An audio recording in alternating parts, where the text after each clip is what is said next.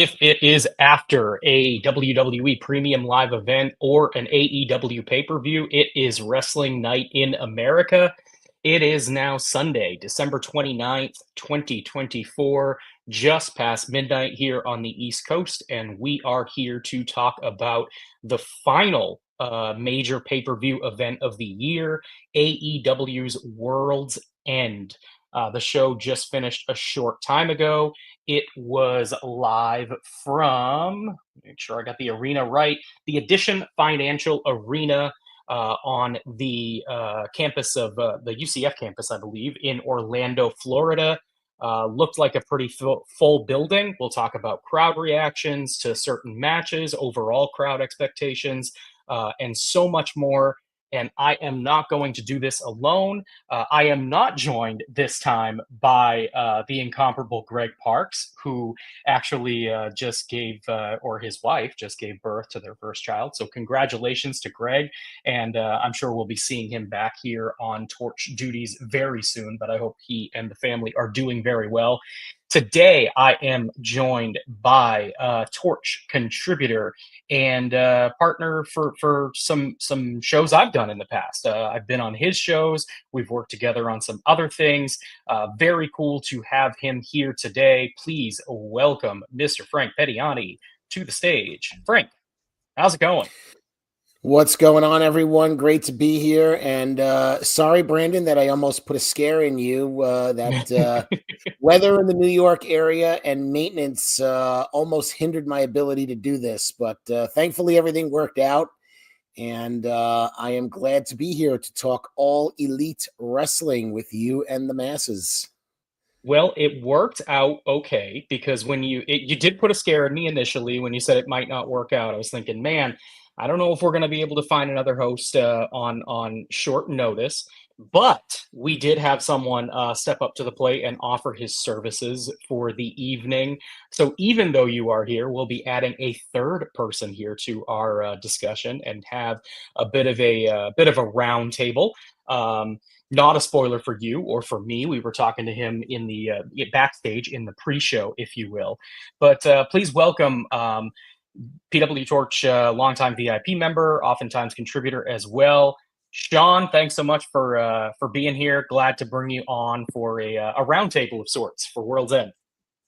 Well, I appreciate you, Brandon, just thinking about having me on. I mean, it does mean a lot, and being with the two of you, I consider you guys friends. I talk to you guys all the time when we're talking wrestling and other stuff. So that's fun to be honest. This will be an interesting show to talk about. That's for sure. That is for sure.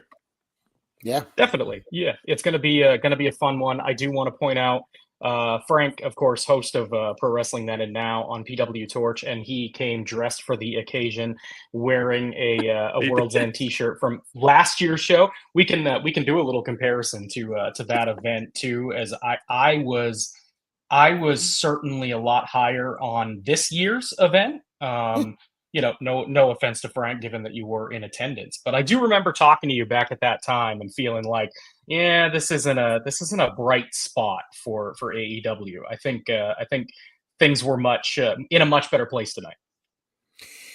They were. The show last year, how do I put this? Definitely sucked. It picked up as the show went on. This was a show tonight, though, that was really good. It was good from an in-ring perspective. But as we'll talk about, that's not the issue with AEW. We know we're going to get good in-ring wrestling. All right, that's not the problem. It's the investment in the matches. And I think, as we'll uncover, as the three of us fine, handsome gentlemen discuss this evening, that there was not a lot of emotional investment really up and down the card. I find it hard to come up with a match where I was, oh my God, I got to see what happens. It was more like, this is all going to be good, but why do I care? It's pretty much the best way to put it. Yeah, I think that's a good way to sum it up, and I'm sure we'll get into the minutia of it match by match. We're going to dive in, go chronological order on this thing. First, just a little bit of housekeeping. I want to say we are, of course, live on the pwtorch YouTube channel, the pwtorch Facebook pages, and on pwtorch's Twitch. You are welcome to participate in the chat. to give us direction for our conversation, talk about, where you want the conversation to flow in terms of what we're talking about with these matches tonight. Also, if you are a VIP member, you can join in on the fun. The link was shared in my report on pwtorch.com tonight on the VIP side of things. You are more than welcome to jump in on the conversation. We'd love to have you either in video form, or if you don't want to be on camera, you can certainly just call in an audio the old school way. That is perfectly acceptable as well. So just shouting that out there, throwing that out there for anybody who wants to join in on the conversation. Otherwise, Frank, Sean, and myself are going to run through this show match by match. And I will say I give props to AEW here for a shorter card. I think that 8 matches is really a sweet spot for these pay-per-views, for AEW in particular. This one clocked in at about 3.5 hours, just a little over 3.5. Yeah, we were done about 11:30, 11:38, 11:40. Yeah. So yeah. And we're used to, we're used to these shows getting over, at the earliest midnight Eastern, sometimes a little bit over that. They push up against the clock pretty frequently, and we've joked on these post shows before that Tony Khan just has to do a 4-hour pay-per-view. It's just what he wants. It's the way that he books. And, to come in under tonight, I thought showed a bit of restraint. And I think that they made the right call. There was no reason for this to go 4 hours. And so I'm pleasantly surprised by that for sure. Frank, Sean, any comments, regarding length? I know both of you have harped on the length of these shows in the past. Did you notice the difference tonight? Was it certainly was it very noticeable that there was a emphasis on brevity with some of these matches? Go ahead, Frank. You go first. Go ahead. I wonder if it was a matter of restraint or they just didn't have 4+ hours of content to put out. Yeah, I don't know. And we'll talk about that as we go along. I'm wondering if it was the latter because, obviously you don't have Omega. Spoiler alert, he shows up tonight, but you weren't going to have him wrestle. Okay. Mm-hmm. You weren't going to have Copeland. Spoiler alert, he shows up. Christian wasn't wrestling. So there were a lot of guys that were not working tonight. So and I do guys working twice too. Yeah.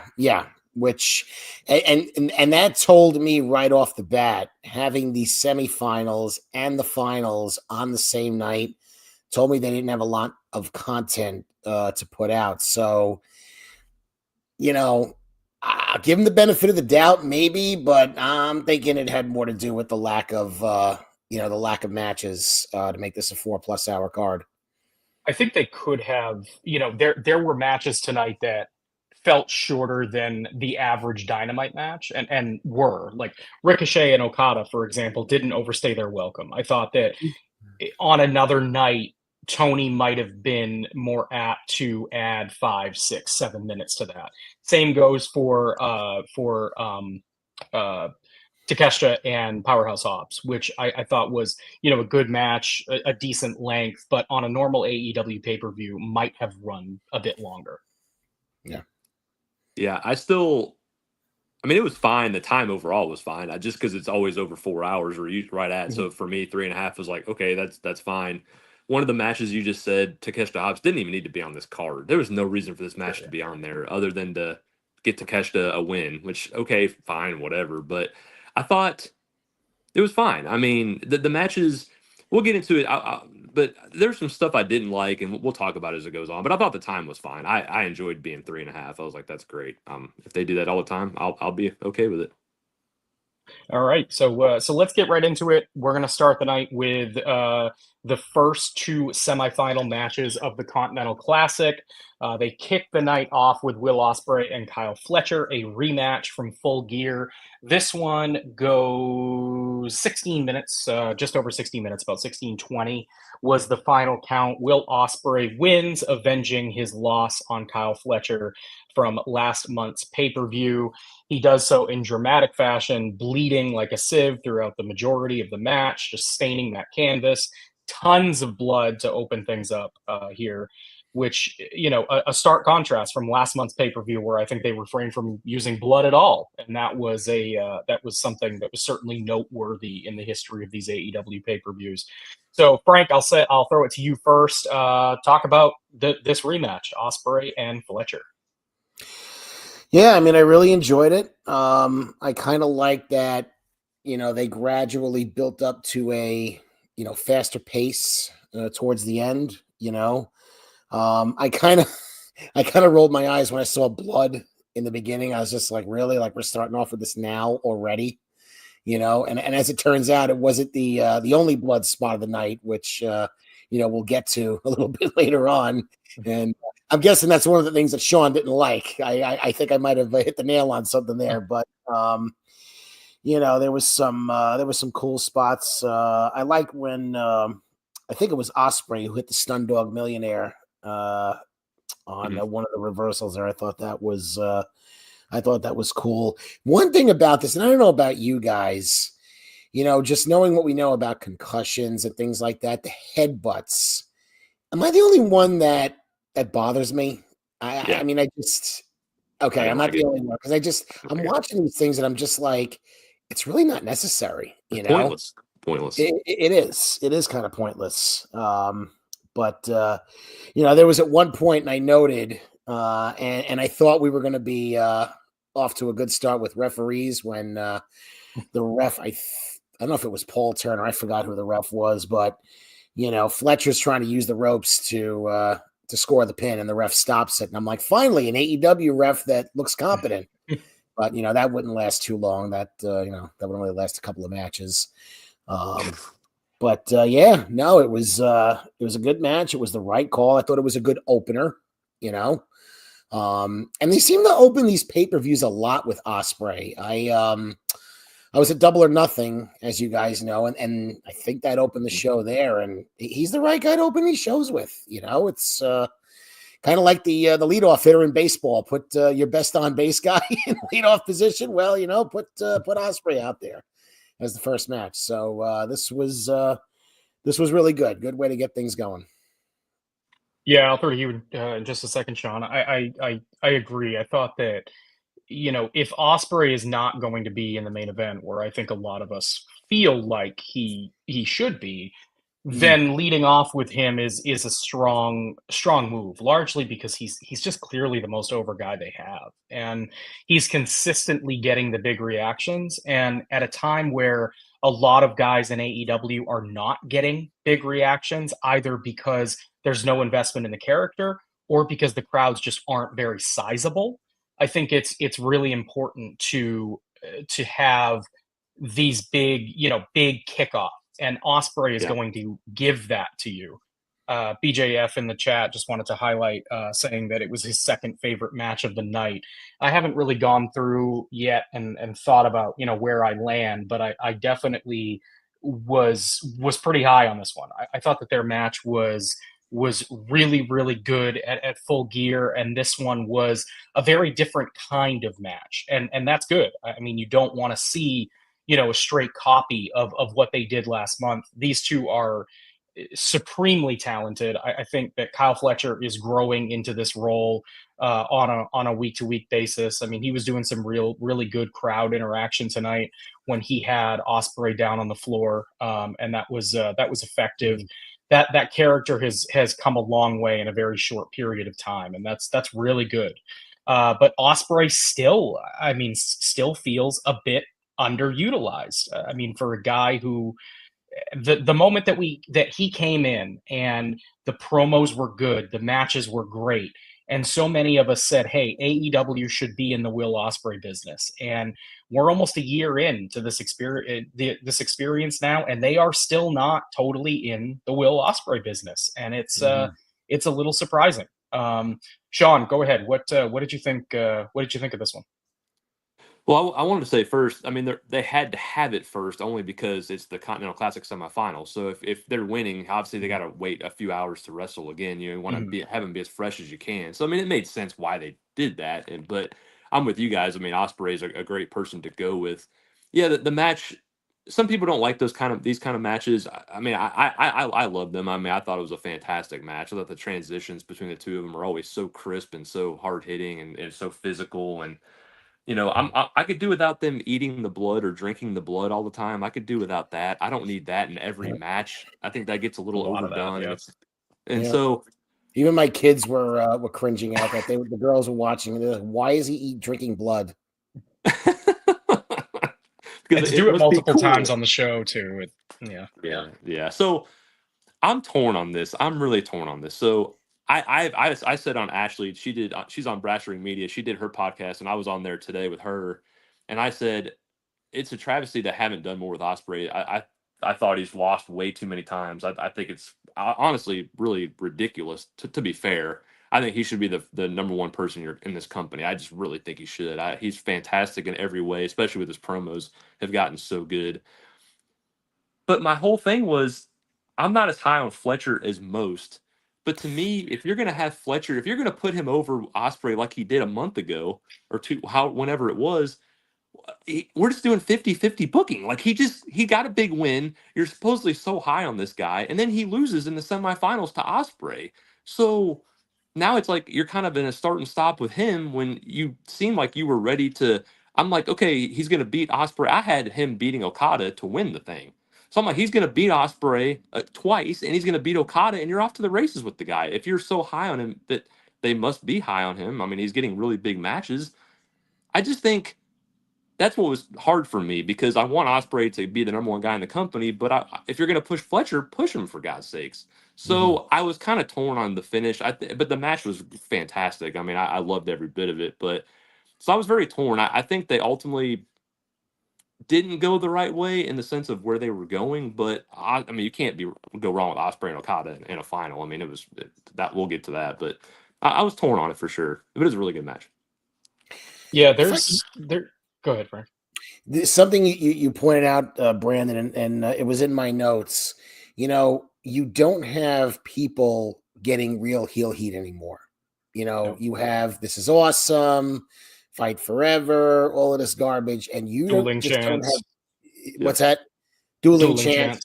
You don't have, I mean, for God's sakes, Okada, the heel, is getting cheered, and you had Mhm. Fletcher out there getting actual heat. So Yep. that is a win, and Mhm. that's something that they could build upon. Something the I- Callis family really brings, yes, I mean, not always because Takeshita frequently gets cheered, but by and large, Callis aids in getting appropriate reactions. yeah, and you just don't have enough of that these days. I mean, going back doing my show, watching these old pay-per-views, you see dudes getting heat, you see guys getting legitimately booed, which is what it's what this is all about, and it's nice to see that. So I just wanted to kind of highlight that because that was in my notes to talk about. Yeah, it's really, I don't want to harp too much during the course of these shows about this long-standing issue with crowd investment, but it's hard to not continually point it out when you're watching these shows and seeing the types of reactions that certain matches with well-defined baby faces and heels get versus those where the water is muddy. And I think that the proof is in the pudding. I mean, you see it match to match with AEW right now, where the matches that the crowd is invested in the most, you know, in the most logical way, and the way in which makes feuds feel like money drawing programs are the ones where they have clearly defined baby faces and heels. And Mhm. you see Yeah. it opposite in WWE right now, where the vast majority of the time they have well-defined baby faces and heels working programs against each other where the audience is taught to have a rooting interest. And I just think for as much as AEW can and wants to be counter programming to WWE, that is just such a fundamental and basic piece of successful pro wrestling that they have gotten away from. And it hurts their shows. It certainly hurts their weekly TV product. And with pay-per-views, they get away with a lot of it because the wrestling is just so darn good. But that only gets you so far. And there's diminishing returns on it too. I mean, we've seen the lower numbers. I don't know where the pay-per-view buys are at, but attendance-wise, it's been a huge issue for them. So it's an issue with many matches on this card. I'm sure that we'll, get into it again as we go through. But it's just an overarching problem that they've had for quite some time, and it doesn't seem to be improving. So we'll continue on with the Continental Classic here. Second match was, of course, the follow-up to second of two semifinal matches to set up our final later in the night. This one, Ricochet versus Kazuchika Okada. Kazuchika Okada wins the match in 12 minutes and about 50 seconds. So on the shorter side here, thought that was good. They really needed to, number one, establish that Okada was a step above Ricochet in the hierarchy, which is not something that AEW tends to do all the time. They really like to, push the limit of the guys who are in the ring. You used to see it all the time with Cody Rhodes back in his time during AEW, where he would go 17, 18 minutes with guys who were 5 notches below him on the card. And so there has to be an acknowledgement of your place on the card. And though they are doing work with Ricochet, and I think the work they're doing with him is largely good, Okada is still several steps ahead of him in the pecking order, and that was kind of displayed in this match, which I thought was a net positive overall. Ricochet's slow burn turn has been one of the bigger highlights for me in AEW TV. I'm hypercritical of their television product right now. It's not something that is largely for me or what I look for, but I do think this slow burn turn with Ricochet has been overall a positive. I also think that they're getting way more out of him charisma-wise in this role than they would as generic babyface that he played when he came in, or that he played during his entire tenure in WWE. So, Sean, I'll toss to you first on this one. Take away anything you want about the Ricochet character and then the match itself with Okada. Yeah, so I guess I'll start with just what you said about Ricochet. No, I do. The more I've seen of this heel turn, I am intrigued. It is something that they needed to do with him, because I had said multiple times when he left WWE to come to AEW, I knew he would just kind of flow with traffic in AEW because everybody has good matches in it. He's just one of those guys. He doesn't do anything any different than a lot of the other guys do that are there. But with this heel turn, it gives him something fresh to do, something to like you said, get his attitude and his kind of nastiness across, and just getting with the fans, yelling at him, I'm gonna be the winner. I'm gonna be the winner. I'm like, oh yeah, this is good. I like this kind of character. Because it's just fun. It's something different that we haven't seen from him before. The match with Okada was, I mean, it was good. I didn't love it. I thought it was fine. I mean, they had some good, the chemistry was okay. But again, I haven't seen a lot of New Japan, long Okada matches. So this is my first really taste of getting more and more of him. And the best part was the Rainmaker looked great because Ricochet made it look great. And the Rainmaker, I don't like it as a finisher. The more I see it, I don't really like it very much. But he sold it fantastic. So that was a great ending to the match. But overall, it was solid. Nothing. I didn't take anything great from it, but it was good. It did what it had to do, like you said, put Okada over strong, and kept Ricochet's character kind of going on a decent track. So that was good.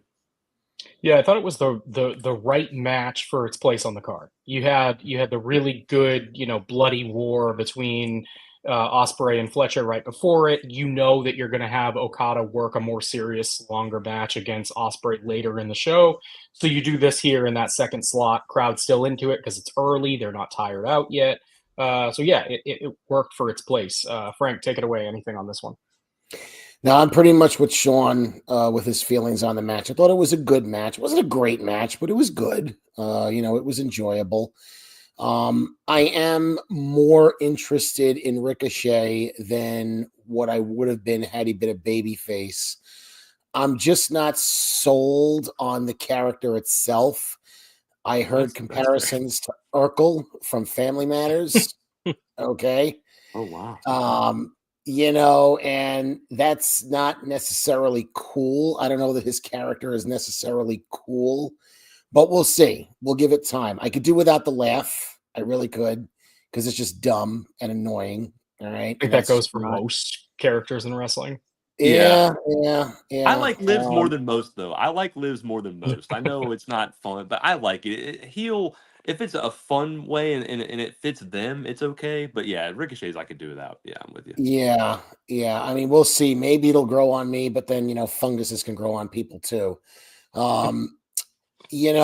My small issue, and I was texting with you, Brandon, was Okada. Do we like the characterization of Okada throughout the year? Because I feel like, had they brought him in and had they not done the junk with the Young Bucks, running around calling everybody a bitch, getting a hard on when Mercedes Moné was around, right? And having him act like this goof. I mean, he could have been in a better place. And, as it turns out, spoiler alert, he wins this Continental Classic. He could be set up as a challenger to a heel Moxley. I mean, it could have been done, but instead you've wasted your time with this heel character. And I'm not against Okada being a heel, but I don't know that the heel work that he did this year was necessarily good. So that's kind of my problem with it. I don't know where you guys land with it, but had there been better characterization, we could have been in a better place with Okada, and we could have been more invested in Okada winning. Okada winning just kind of feels like, cool. Now, I've watched New Japan. I kind of stopped this year, but I watched more New Japan, so I'm a little more connected to Okada. I think you guys kind of skimmed New Japan over the years. I'm not sure, but it could have been a lot more meaningful, but instead it's kind of not. So I don't know if you guys are on the same page with that. Yeah, I think that this speaks to, again, a larger issue that AEW has had over the last year, where they've had these really big name signings, and I'm speaking namely, Osprey and Okada. And I think that there was a certain expectation. We were talking in the spring on AEW post shows and whatnot with various Torch staff about how are they going to get to Osprey challenging and winning the world title at Wembley, or how are they going to get to Osprey and Okada for the title at Wembley, et cetera, et cetera. It just seemed like a foregone conclusion that these two guys were going to shoot to the top of the card because that's who they are. That's what made sense.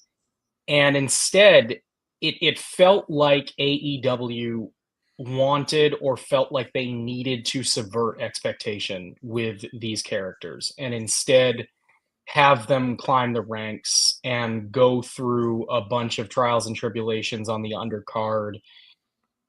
A lot like the way that they handled early Kenny Omega. I think that when AEW launched in 2019, I think a lot of people, myself included, thought that it was going to be a vehicle to expose Kenny Omega as a main event major star to America for the first time. And it was not that. I mean, eventually he got his run at the top of the card, but did so as a heel. He was the heel champion. There was a lot of comedy in his run at the top. It was not at all what people expected when there was an expectation that Kenny Omega was going to be the guy front and center, the guy carrying the company, the Cody Rhodes of WWE, essentially. Mm-hmm. What Cody has become for WWE, people thought that was going to be Kenny Omega.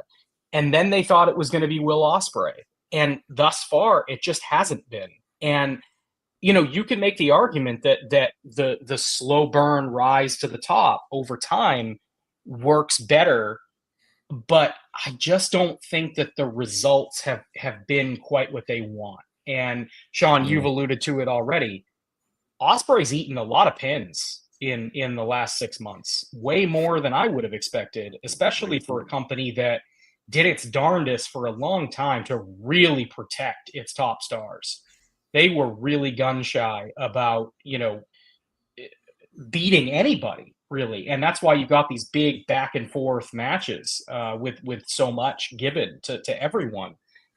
And they've gotten away from that a little bit, for better or for worse.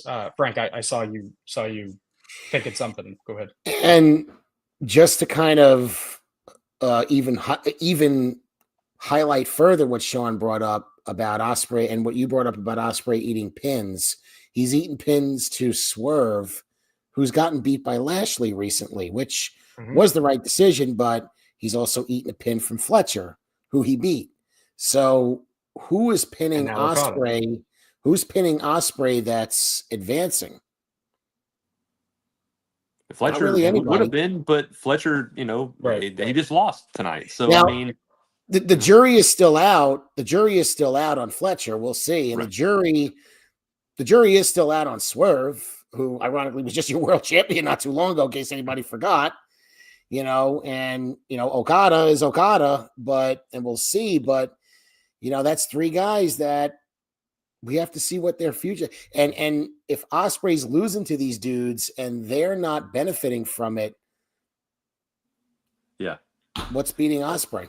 That's why I didn't like Fletcher and Osprey fighting again this soon. I really didn't. I mean, because again, you're in that dilemma where you want to push Fletcher. They're obviously very much behind him, and so if Osprey is just kind of on the back burner right now, you might as well just push Fletcher all the way and just go all the way with him. I mean, that's where I'm. But going back to Okada, what you said brought up. I didn't watch New Japan. I'd seen a few very small highlights. I hadn't seen any long. I didn't see either Okada Omega match. I still haven't seen a full match because it took me forever to find it. And I just kind of gave up.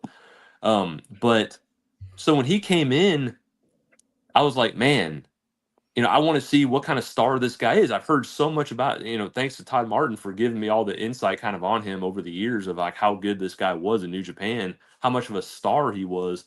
And when he came into AEW, I'm looking at him like, this doesn't look like a star to me. Like, this looks like just another guy. I mean, I don't know. There's no feature that just blows me away thinking this guy could be this top notch. And then the matches have just been, they've been fine. Like the match with Pac, I think was really good.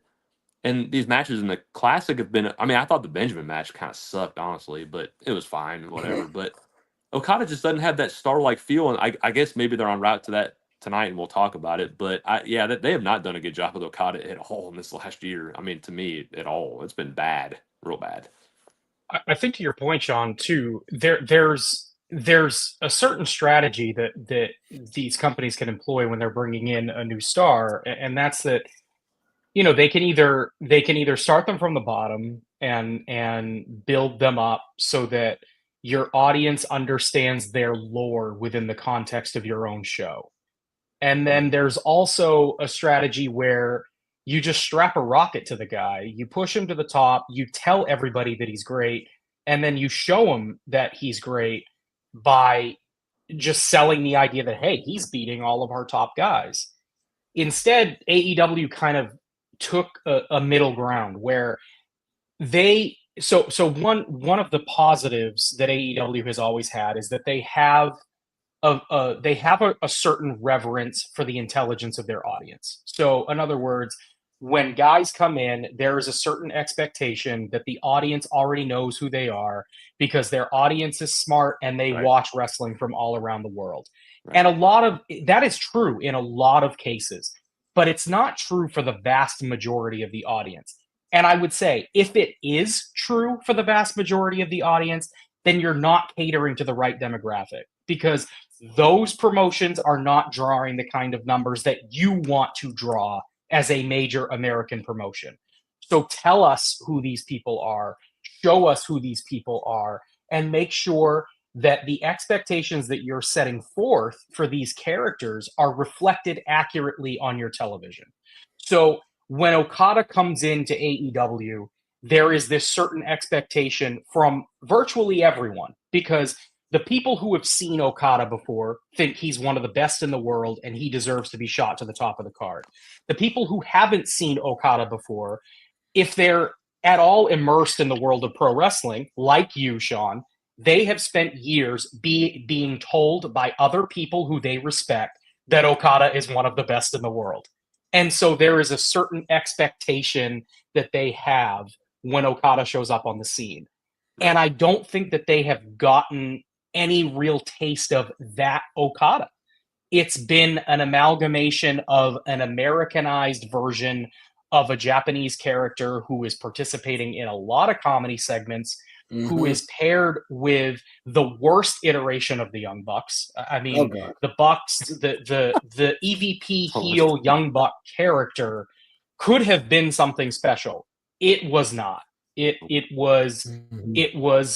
I mean, I don't think it's a stretch to say the worst era of the Young Bucks, and just floundered for the majority of the year. So yeah, I mean, the win tonight, I think is indicative that we might be on a path to something different with Okada. They did not shy away from the cheers he was receiving tonight. He did not wrestle like a heel. He didn't, jaw at the crowd in any way. The middle finger spot that he did to set up the Rainmaker, that used to draw ire from the announcers, and tonight it was more seen as like a comical thing. So I think that they are definitely moving him in the direction of a babyface.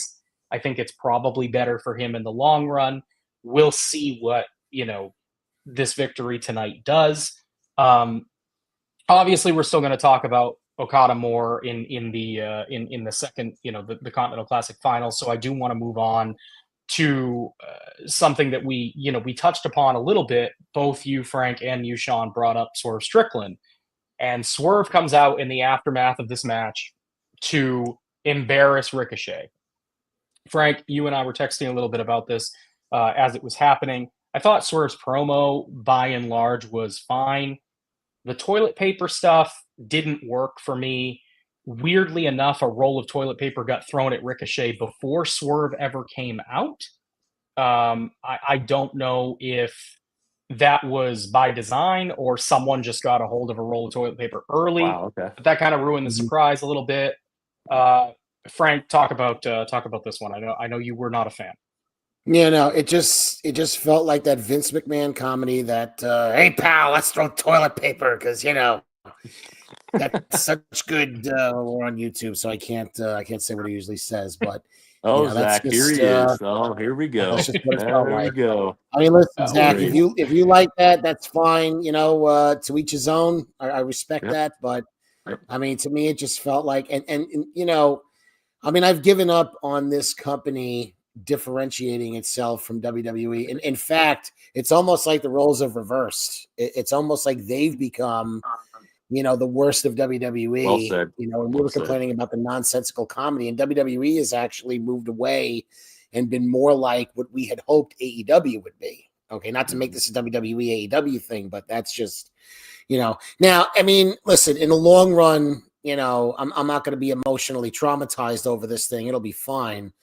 I think it's just stupid, and I think they'd be better off just shying away from nonsense like this. Just to clarify, what both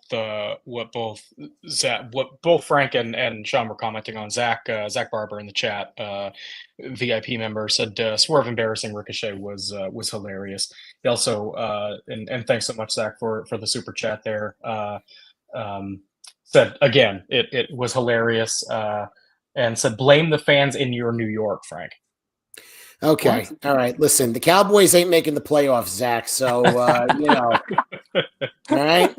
So, and yes, you beat us twice. So we know what that's really about. Come on. He said, loved Swerve using Ricochet's government name, which they've been doing that a lot.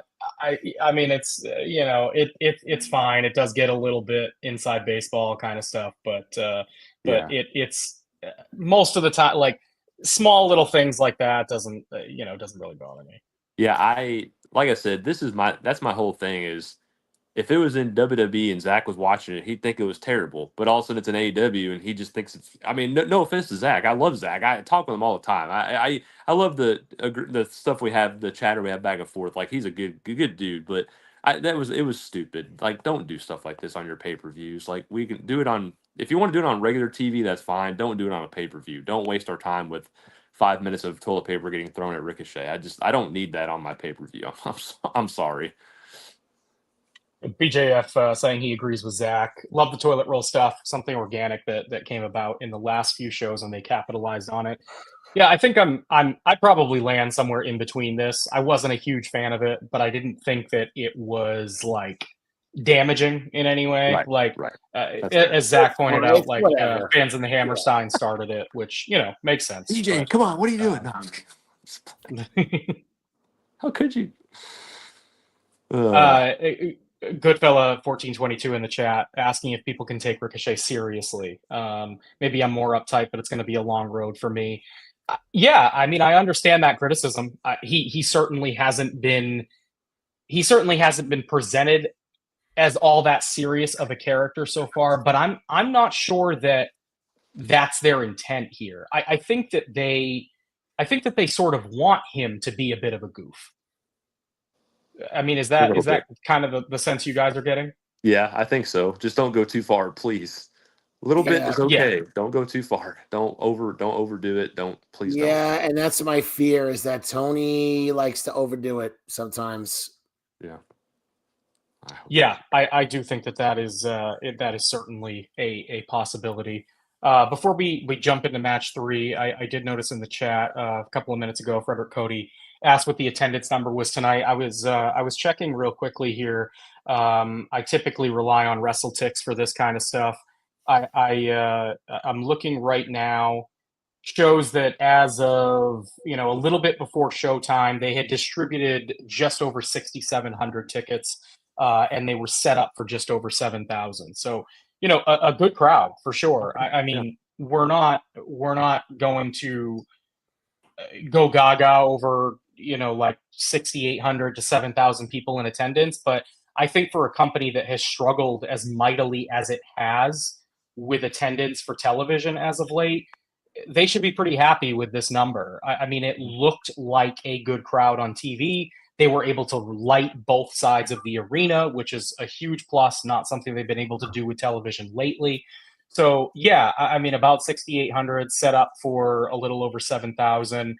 To me, that's a pretty big win. And just in regard to presentation for AEW TV in the last couple of weeks, I thought that the setup at the Hammerstein Ballroom was really conducive to their product. I mean, it was really good for them to have a fully lit crowd where the building looked full and the crowd seemed invested, because that is not something we're getting a lot of weekly on Dynamite. Those buildings seem empty, they seem dark, and they seem cavernous, and everything echoes. And to be able to get away from that for 3 consecutive shows between the Hammerstein run and then this show tonight, good sign overall. Interested to see what things look like on Wednesday for Dynamite, but kudos to them on that. Good looking crowd tonight for sure. Yep, I agree. It's a good crowd. Fun crowd. Well, there's some of it. We'll get into that. So match number 3, Mariah May defending the AEW Women's Championship in a Tijuana street fight against Thunder Rosa.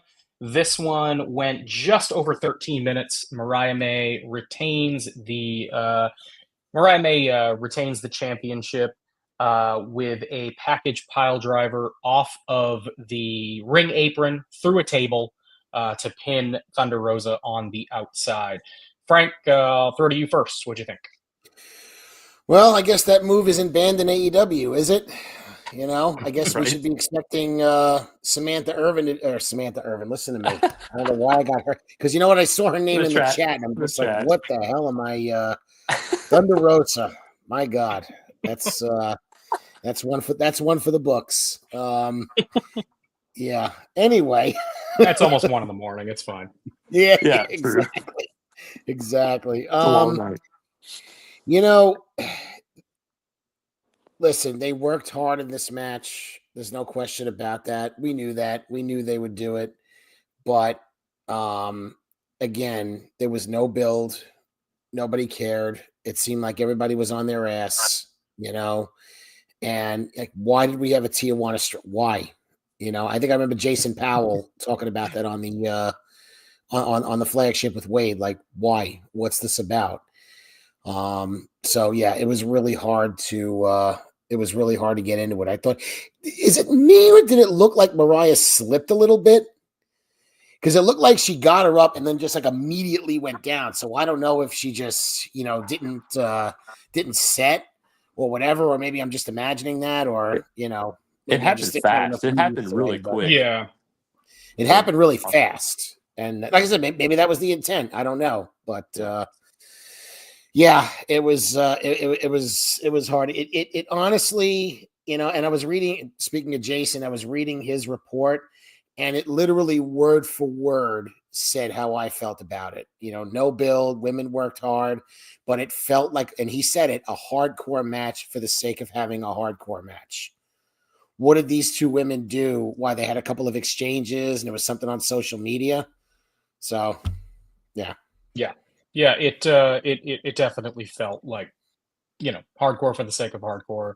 Goodfella 1422 in the chat saying, a lot of what you said, Frank. Short build, meh on the care scorecard, which I think is a good way to put it. Yeah. Fine match, and I agree. I mean, it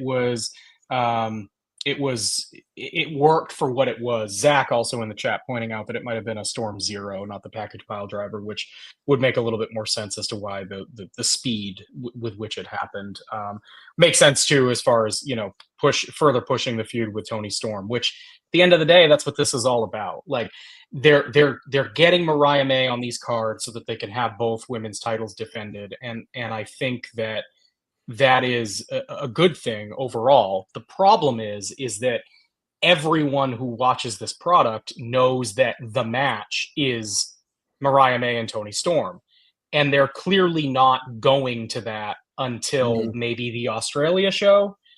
So everything in the interim just feels like fodder, and that's what this was. Like, it was a fine match. The women worked really hard.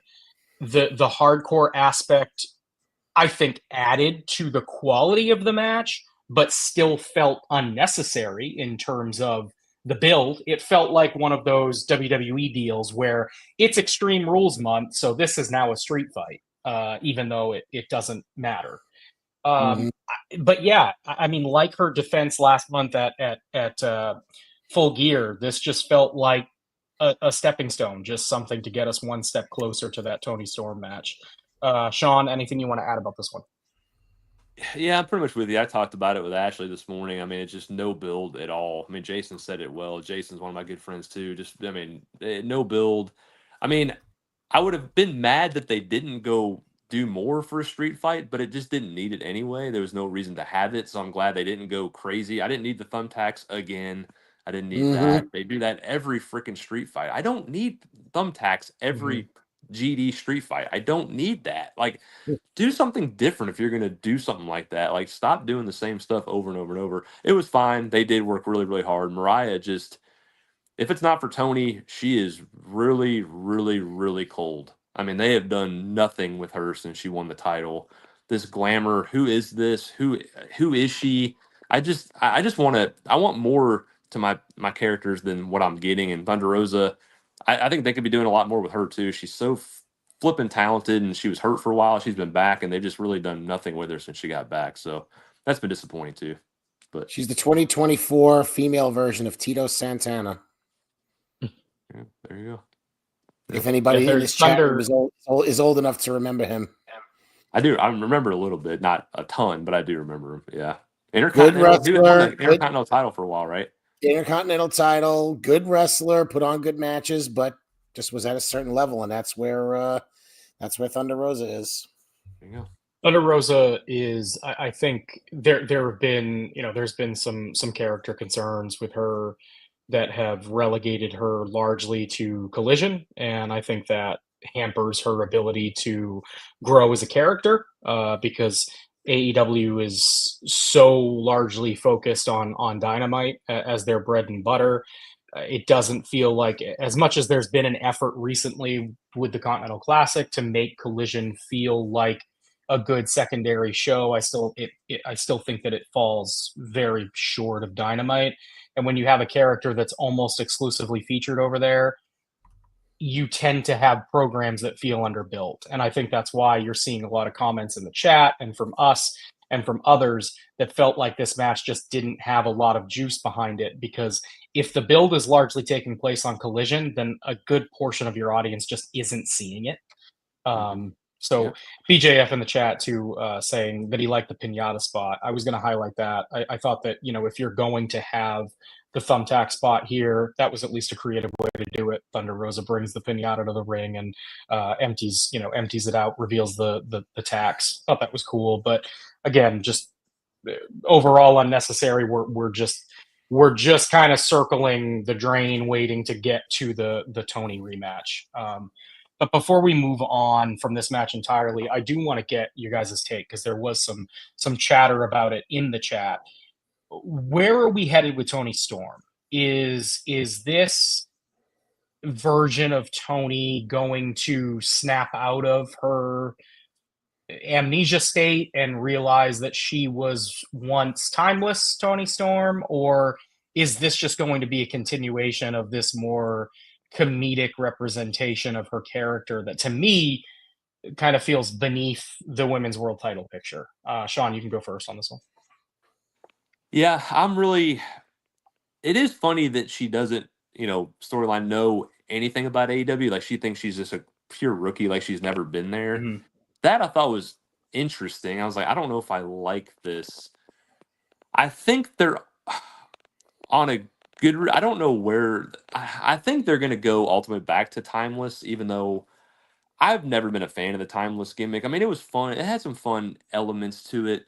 That's just not a character that I'm into. It's not for me personally. I think it was fine. Like, I didn't think her character should be winning the title. I just think that kind of character should not be winning titles. It needs to be serious, and that's not serious for me personally. I think they're ultimately going to go back to Timeless somehow with the, like, oh, I was Timeless, that, or something. They'll go to that. But the problem I'm curious with, and I know it's a longer story, we'd have to talk about it longer. We don't have enough time here, but when Tony and Mariah ultimately, face each other, I mean, who wins? Because for me, you want to have a good run with Mariah and just doesn't feel like anything. But Tony's had the title so many times now. How many times can Tony have the title and it really truly means something? Like, that's where I'm kind of stuck. That's the part I'm stuck to, is what happens when we get to that match. And I think Tony's going to win most likely because it's in Australia if they're going that route. But she's had the title so many times. Like, how many times can you put the title on her? I don't know. Yeah, Jack London via YouTube saying Tony's about to do the same thing that was done to her by getting with Mariah May and revealing that she was playing all along, which I think, there's a strong possibility that is the direction that we're headed. I'm with you, Sean. I think that the character that Tony has played is largely beneath the world title level, but at the same time, I also want to acknowledge how damn good she is at it. Like, She was. That's true. I don't want to, I love what Tony does. I think she's unbelievably talented in the role. I think the vast majority of her segments show a great deal of understanding of her character, of acting proficiency, the whole nine yards. Like, I love what she does with the character. I just don't know that it is a focal main event presentation. Frank, take it away on Tony. Yeah, I don't really have a strong feeling one way or another. I'm just kind of going with the flow right now and seeing how it plays out. I mean, it kind of, like, in a weird way, like, her having amnesia kind of makes some sense, because, like, the whole Timeless thing was her just kind of going out of her mind. She lost, I think it was at All In, and then she just went to this, different place. And it's like, she woke up and snapped out of it, and is now, wait, I'm here in AEW now. Great. You know what I mean? Like, it kind of makes a little bit of sense to me, but I'm not sure. I like what Jack brought up about, getting with Mariah May and, playing her all along. I mean, I think that is a pretty fair direction. But I think we'll just have to kind of wait and see on TV just to see how they, set it up. I mean, I know she was being asked about, the different wrestlers and when they asked her about Mariah, I think she was like, "Oh, super talent, amazing and stuff like that." So, that probably makes some sense. So, yeah, I'm just basically gonna wait and see. All right, we are going to move on to fourth match on the card. This one is essentially a year in the making, for better or for worse, which I'm sure we will Yeah, get okay. into. MJF versus Adam Cole, a Dynamite Diamond Ring match. MJF wins this one in 14:35 to retain his Dynamite Diamond Ring. A whole bunch of shenanigans at the end of this one here. MJF rolls to the outside. He tries to get the diamond ring that's being guarded by Matt Taven and Mike Bennett. They will not move. So MJF astutely slams his palms against the steel ring steps and throws himself onto the mat to make it appear to the referee as though he's been attacked by Taven and Bennett. As a result, the referee ejects the two, and that allows MJF to retrieve the Dynamite Diamond Ring. There's a scuffle in the ring for it. Adam Cole winds up with it, but MJF hits him with a low blow behind the referee's back, hits the heat seeker, gets the pin, retains the ring. Then we have a whole situation after the match where MJF is essentially promising to break Adam Cole's leg.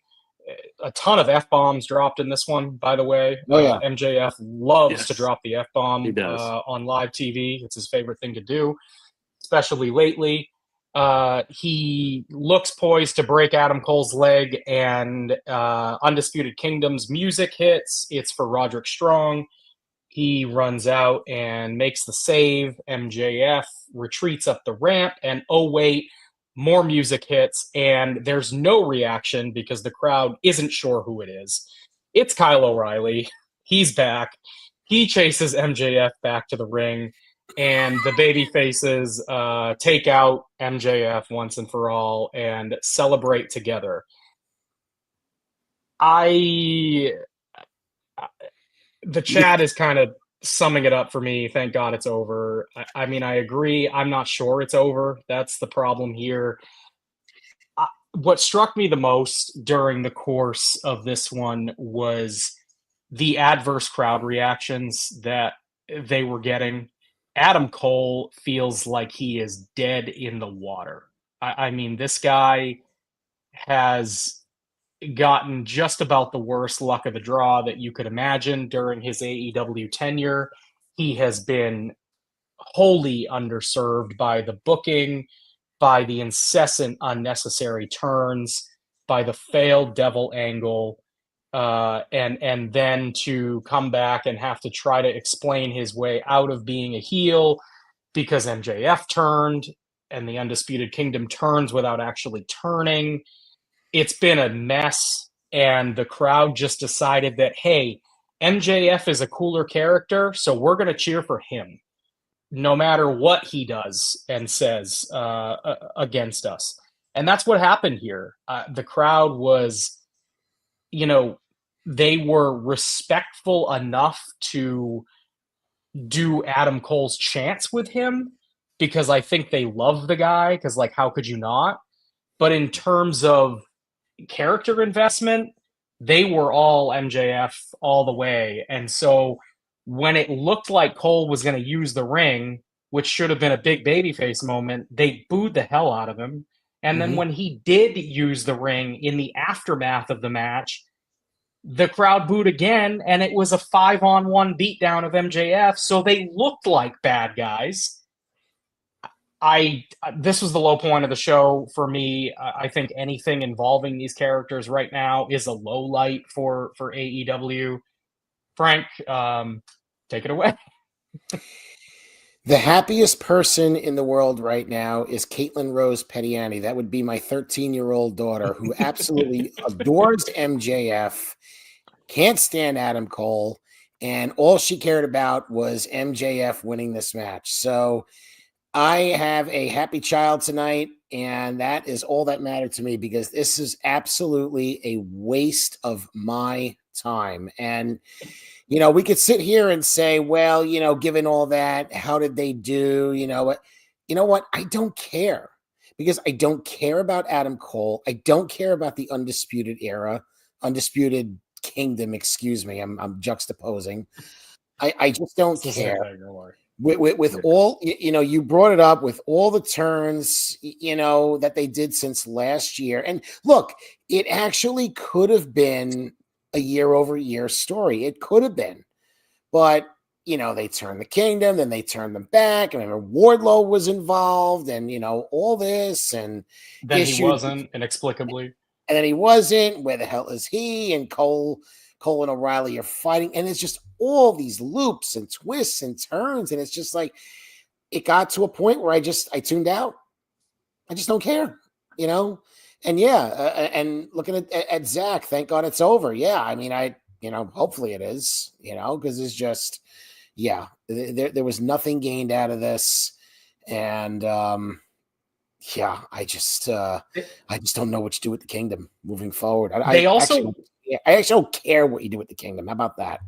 Oh yeah, no. They also wrote themselves out of this. I mean, they gave themselves an out, and people allowed it. Like when MJF returned, and they had Adam Cole come out, and Max was a babyface at the time. He gives Cole a brain buster. Cole leaves the ring.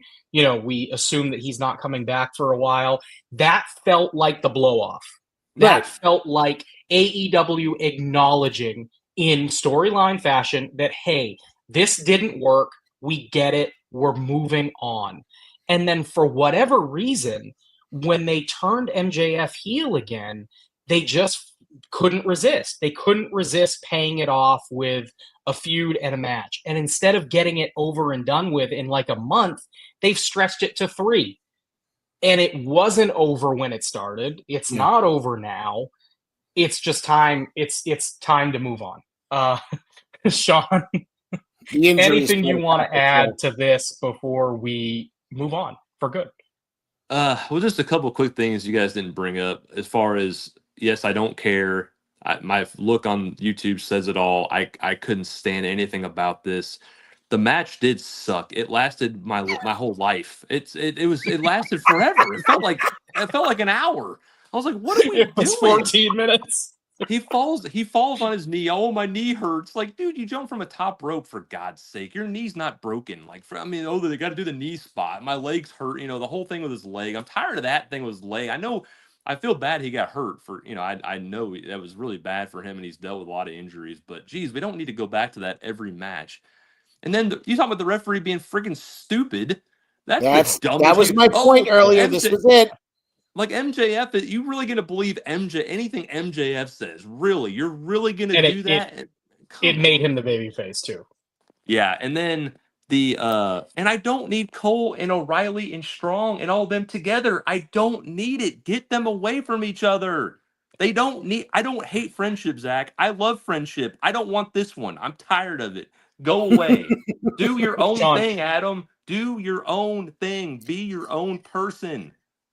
Sean, I know that you're not into Kyle and Roderick being with Adam Cole, but what if I raised you Matt Taven and Mike Bennett too? Oh God, they'd be even worse. Melvin. Jeez. And by the way, stop. Is anybody talking about the blood? We had to have blood in this match too. Why? I got a blade. I got a blade in this match. Like what? Like why are we blading in this match? Come on. Oh. Yeah. I at first I wondered if maybe it was a legit cut, just the way that he connected with the ring steps, because there wasn't a ton of it. Like it dried up relatively quickly. So that's true. Yeah, I mean I was willing to let that one go, but generally I agree. Like it's either all or nothing with them. Like with Full Gear, you had no blood, and now you're going back to a significant amount of blood. I got distracted because Zach in the chat, quoting Sean, I don't hate friendship.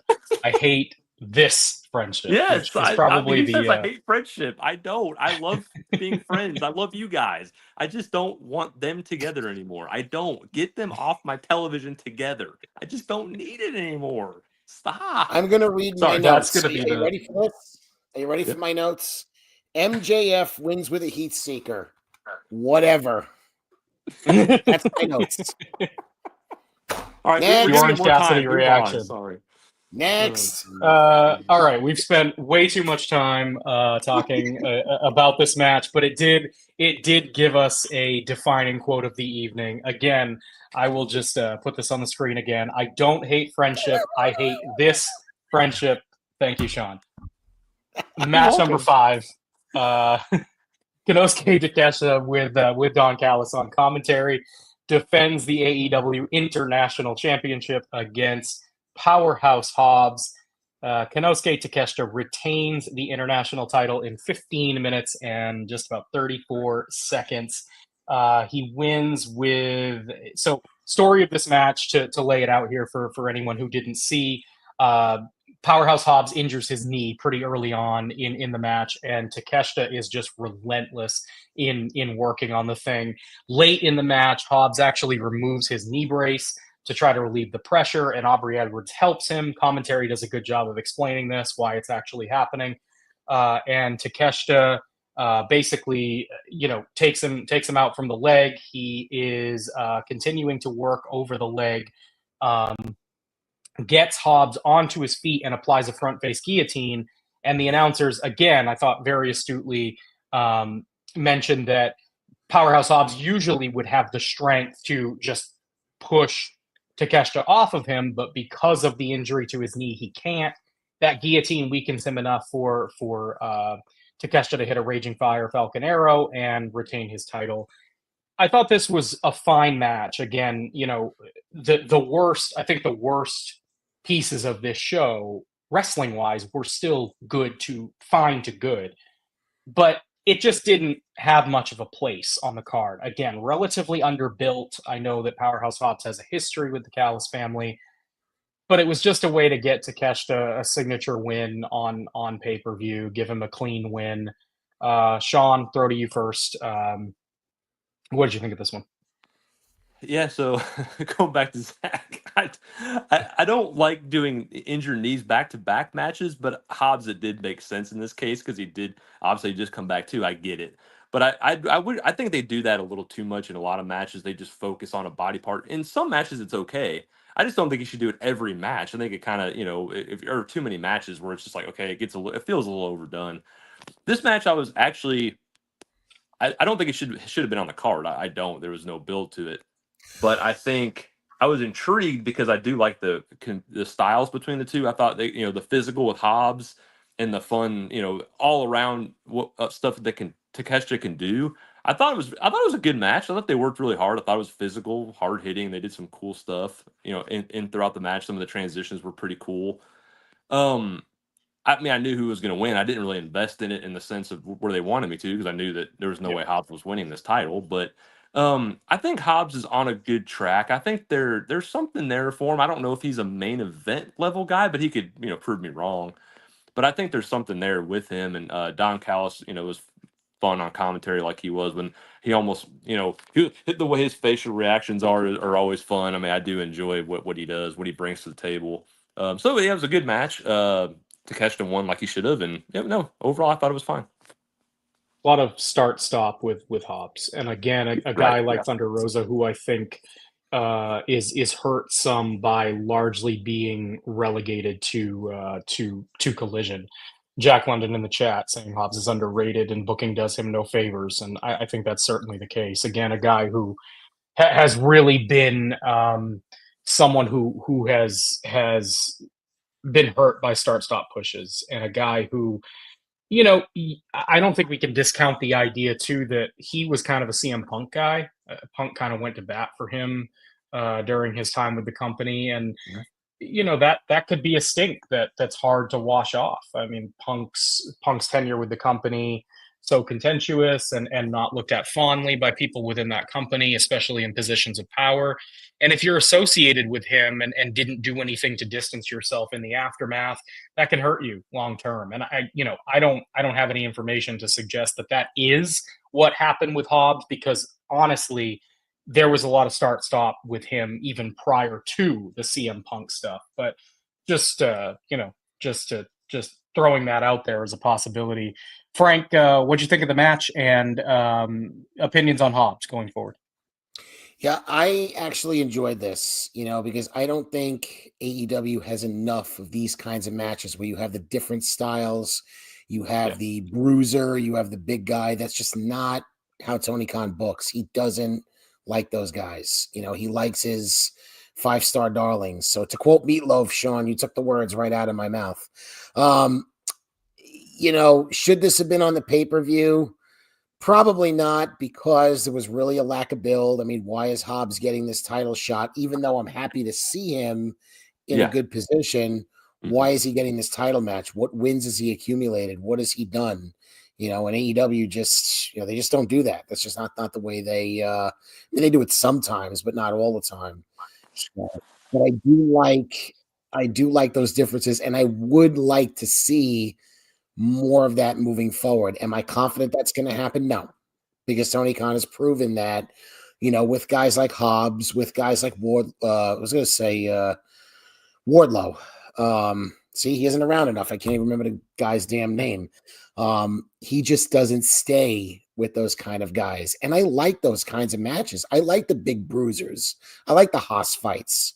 That's what, to me, that's what wrestling is about. I mean, it's about a simulated fight. So I want to see two dudes going at it. Back in the day, I looked forward to, Kane and Vader, or Undertaker and Vader. You know what I mean? Like two guys just hammering each other, So yeah, we'll see if this is the you would think this is the start of something with him getting a pay-per-view match, but it's I'll believe it when I see it. Yeah.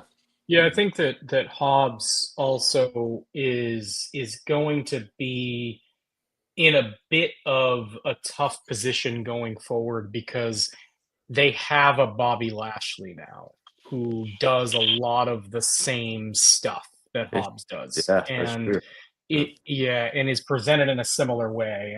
And I think that Lashley's always going to take precedent over a guy like Hobbs, because you have to assume that they've invested a lot of money in Lashley. And so there's going to be an emphasis on that character over Powerhouse Hobbs. Now, could that be an interesting matchup down the road? I think definitely. I mean, if you can build Hobbs to a point where he feels like a credible challenger for Lashley, I think that would be really cool.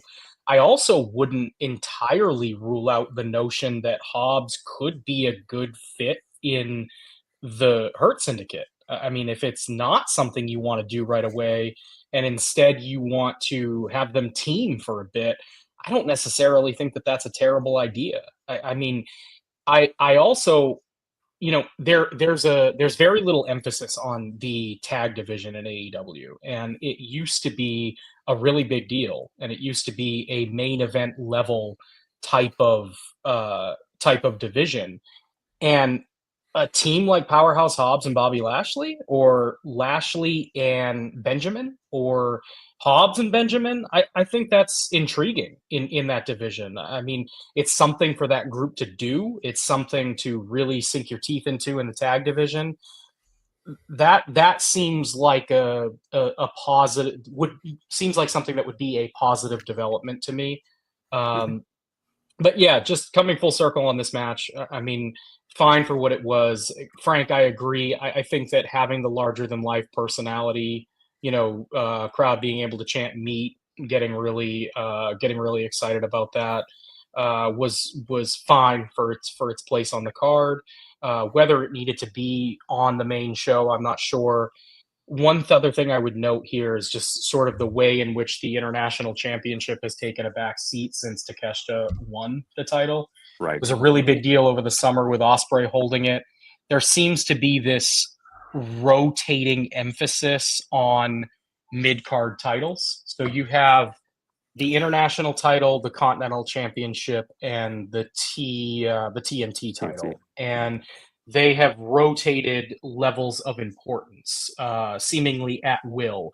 Right now, it seems like the Continental title has taken the forefront, and I don't know if that's just because we were in Continental Classic season, or if there's actually a focused emphasis on that becoming the primary secondary title. But there has been a really notable shift in the amount that they're featuring the international title. So that's something to, be mindful of going forward and watch going forward.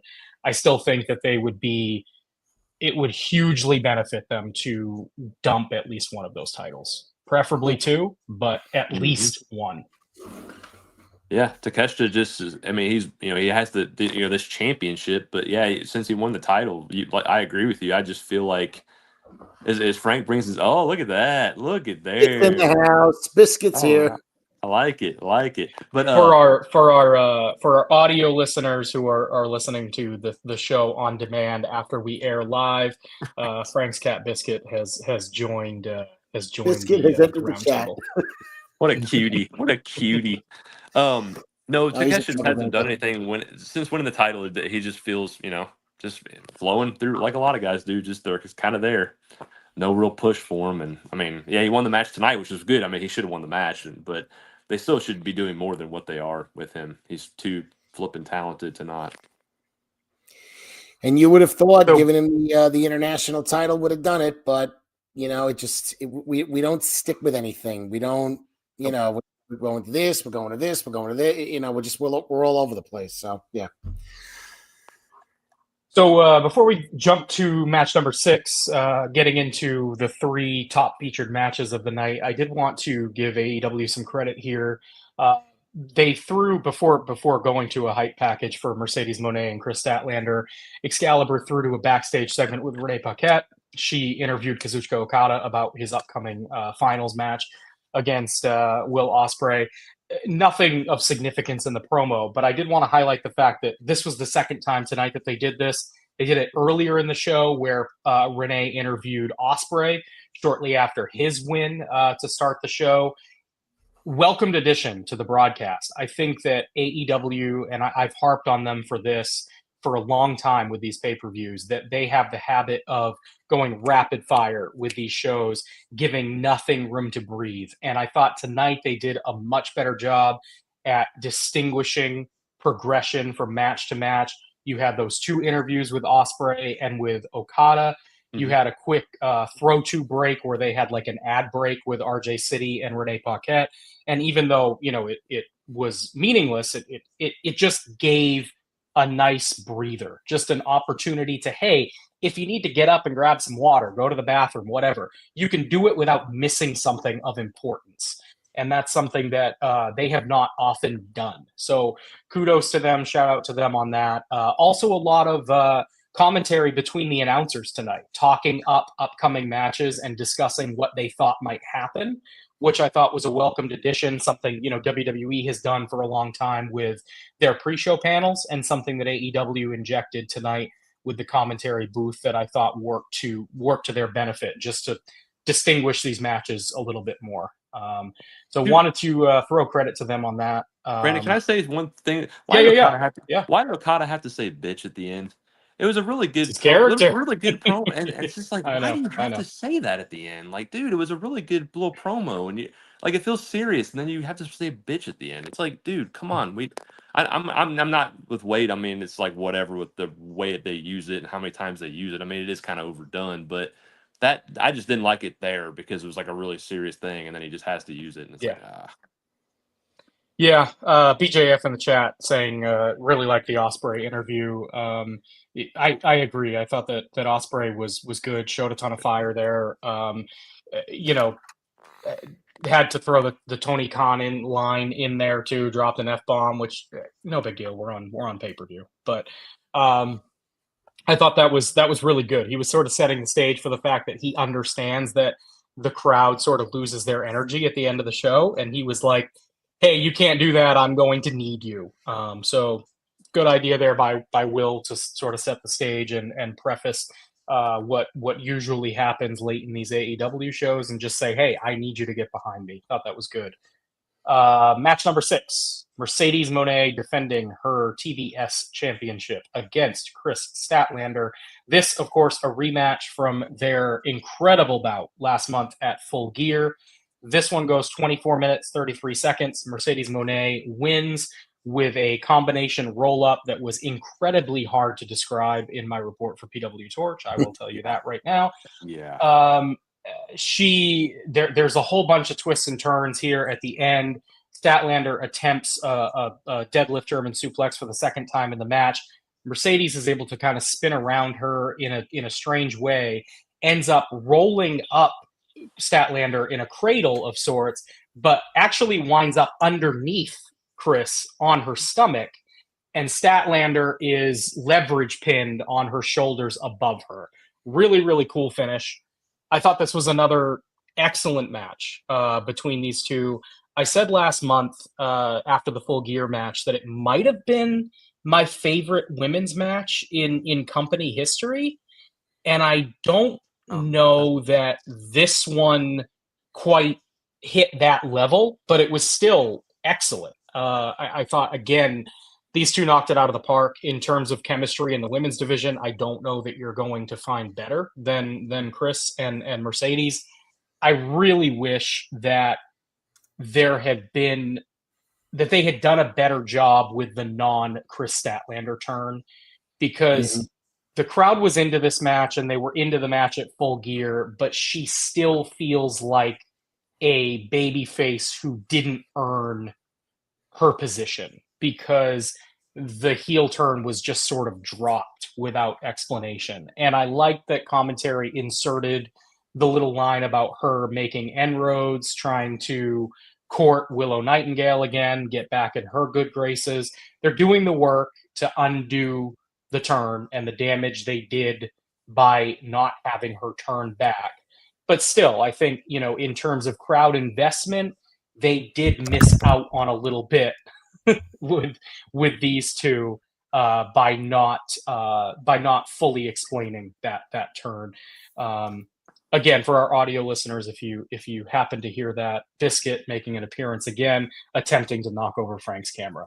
Frank, I'll start with you. What did you, and more importantly, what did Biscuit think of this TBS title match? Yeah, well, I think he's demanding treats, and then he's going to give the analysis. So I kind of have the proverbial gun to my head, but no, I'm with you. I thought this match was good. It wasn't quite as good as Full Gear, but listen, it's not going to be as good as Full Gear. You're not going to live up to that, and that's fine. They didn't have to live up to it. They just had to have a good match, and that was largely fine.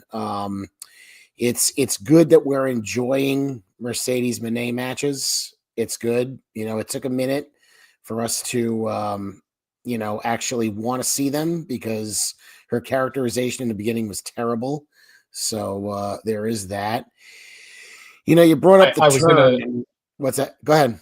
Just interrupting you for a second. I find it funny. AEW is living the Mercedes Moné Sasha Banks experience that WWE learned all too well, which is, we're going to bring Mercedes Moné in and she's going to be a babyface. It's not going to work. The fans are going to reject her. She's going to turn heel. She's going to be so damn cool as a heel that the fans are going to cheer her. We're going to turn her babyface, and it's not going to work. Right. Sorry, Frank. Yeah. Continue. No, that's a that's a good way of putting it. You brought up the Statlander, and again, this is another match. Like a lot of matches on these cards that suffered from build and suffered from poor characterization. Now I'll forgive AEW a little bit for dropping the heel turn, because let's be honest, the heel turn just didn't work. I remember being in the building for that, and I was just like, this is just so stupid, and pivoting away from that. That happens in life. People get mad at people, and whatever they say, whatever, and then they try to work it out in a short amount of time. And we're so programmed to think that, okay, someone turns heel in wrestling, well, they got to be a heel for at least a year before they turn back. So it's okay to pivot in short order, especially if it's the right decision. So that's fine. Unfortunately, it didn't lend itself to give me a lot of investment in this particular match, other than, watching the action, which I knew was going to be good, and that's fine. And we understand that. But again, not to harp and not to beat a dead horse, we know the wrestling is going to be good. It's the characterization and the placement of the wrestlers. I just want to make sure, a couple of things. Number one, did we think at one point that Stat was going to win this? Because they sure had her kick out a lot. And a lot of times when you see a match go that way, it usually means, the person being beaten down is going to win. Yeah. And Jason Powell even suggested that maybe third time is going to be a charm. Maybe in their third match, if they get to it, she will ultimately, beat Mercedes. And the other thing I noticed too, this is a second straight match on this card where the babyface makes a valiant effort, but just comes up short. I mean, do we think that's a problem? Do we think maybe we should just, not have those kinds of matches back to back, or did we not notice that? I didn't pick up on it in real time, but it's an interesting point, because I think it speaks to, again, a larger issue that AEW has had, and this was a big thing last month with Full Gear. I talked a lot about it, where there doesn't seem to be a lot of crossover with producers for matches, where in WWE you often see, like, it's very evident that producers have talked to each other. So if you're going to have a match early on in the card where wrestler A is really working over wrestler B's leg, you're not going to see that again 2 matches down the road. They're going to be very cognizant of the kind of style that they're working. And I don't even remember what the spot was, but Full Gear had one that was repeated in like 80% of matches. Yep. And it was really, really evident. And that's kind of the same thing here, where there isn't a lot of oversight going into your match order, the way that you're booking things. And so you get repeat situations like you're alluding to, Frank. It didn't like, again, strike me in any particular way watching in real time, but it is something that I'm cognizant of, generally speaking, and I wish that they were more cognizant of. Sean, go ahead. Yeah, so the match was definitely not as good as the first one. I do not think it was as good as the first one. It had some sloppy moments early, got better as it went along. The finish was, it looks, but now that you explain it better to me, it makes it seem a little cooler. It looks sloppy when I was watching it live. I was like, man, that's kind of sloppy the way they did that, but it makes more sense the way you laid it out. No, I mean, Mercedes, obviously great in the ring. Chris is as well. I guess I'm different from you, Frank, in the sense that I almost just wanted her Statlander to turn heel, because for me, she has no charisma at all. Like, there's no character. I mean, she was an alien, for goodness sake, for a long time, and I was like, "What is an a? What is she? What is she? An alien? Like, how am I supposed to get behind this?" And then she, turned heel. Now she's just back, and she's just very bland. There's not a lot there. I like her as a, she's not. I'm not saying her as a person. I just think as a character, she's bland. There's no reason for me to want to get behind her. I know they're trying with her and Willow. They did that on Collision. They're trying to kind of tell that story, and that's fine. If they're doing that, that's okay. But I thought she would. I thought there was a chance Stat could win for a couple reasons. First, I think they really like her, and they thought, well, maybe this could do something for her, getting the win over Mercedes, even though she'd already lost one. So I never understand the 50-50 back and forth, like you lose, then you win. That just seems weird to me as a concept. But then I thought, well, maybe there's a chance, because there were no title changes tonight. None at all. That was weird to me.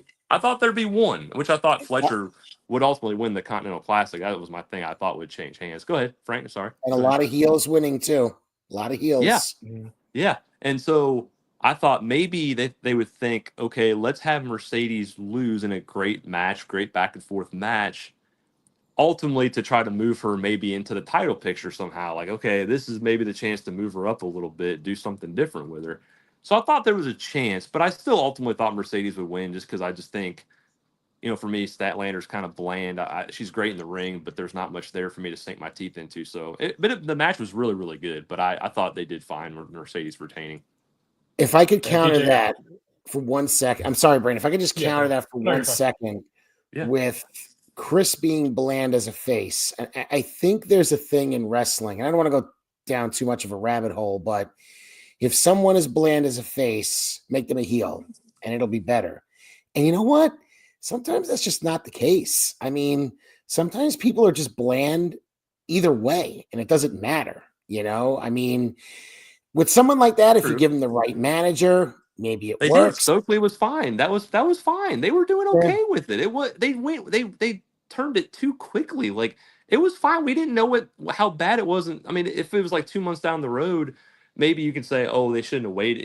If you wait too long, then it's hard to go back. And I get it, but I thought she was doing fine as a heel. I thought her and Willow were fine, and she beat Willow, had a big win over Willow. Like, I don't understand why you just turn her back face. I honestly didn't get that. I thought the heel turn was fine to start out with. Me personally, I didn't have a problem with it. Okay, all right, that's fair. I see both. I see both sides of it. I mean, I would have liked to see obviously I'm very critical of the decision to just turn her basically off screen, to ditch Stokely Hathaway and to not explain the turn, or at least not explain the return for several months. And BJF in the chat saying he agrees with Sean. Chris is bland as a face, and I think that's been an issue I've had with her character as well. And part of the reason why I was accepting of the heel turn is because I thought that it was really important to give her a mouthpiece.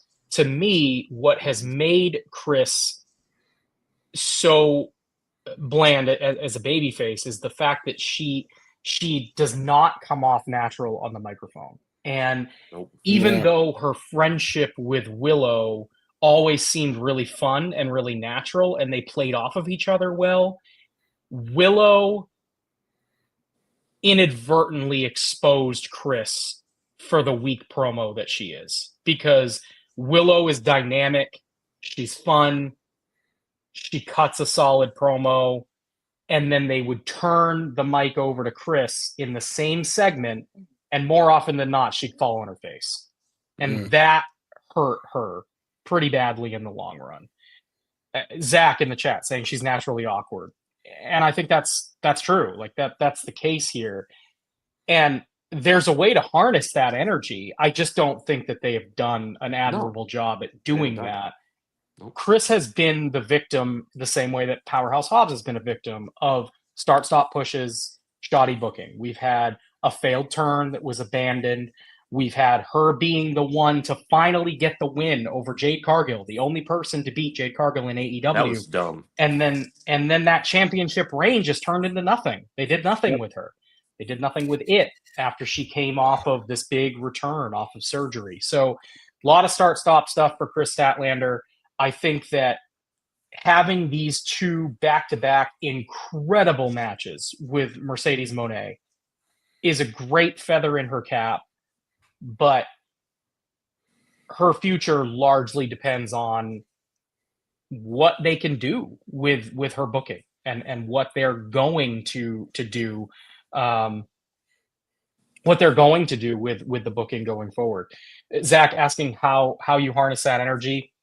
I don't know. I think that if you can, again, I would be in the mindset of giving her a mouthpiece, whether that is reforming the duo with Willow and having Willow do the talking for her, or turning it into not a comedic thing, but like sort of a lovable, awkward energy. Because the way that they're presenting it right now, they're trying to make her not seem awkward, and she is, and so it comes off as disingenuous. If they lean into her personality, you might get better results. I don't know. I mean, maybe it doesn't work, but what they're doing now isn't working, so I would say just try it. Like, try it. Throw it at the wall and see if it sticks. Try something. Anything you guys want to add before we jump into the Continental Classic final? No, let's move on. We did it enough. All right. So 2 matches left on this one. 2 biggest ones to take us home. This 7th match was the Continental Classic final between winners from earlier in the night, Will Osprey and Kazuchika Okada, both advancing to this match, which was not only the Continental Classic final, but also a Continental Championship match. So, as we alluded to earlier in the show, Kazuchika Okada wins this one in just over 19 minutes to win the Continental Classic and retain his Continental Championship. He does so after a huge flurry of offense at the end of the match. Multiple Rainmaker attempts, multiple Hidden Blade attempts. There is a Stormbreaker. There is a second. There's a Stormbreaker hit. There's a second Stormbreaker attempted. There's an attempt at the Tiger Driver. This all leads to Okada finally besting Kenny Omega by hitting either the second or third Rainmaker of the match, getting the pinfall. The story of this one, of course, is that Will Ospreay has lost buckets of blood earlier in his match with Kyle Fletcher. He's selling the fact that, he isn't even steady on his feet as he comes out to the ring. And then he works this match with Okada. Okada dominates for big stretches here, selling the idea that Ospreay is just not all with it. JR joins the commentary team for this and for the main event as well. I thought this was really, really good. Told a good story.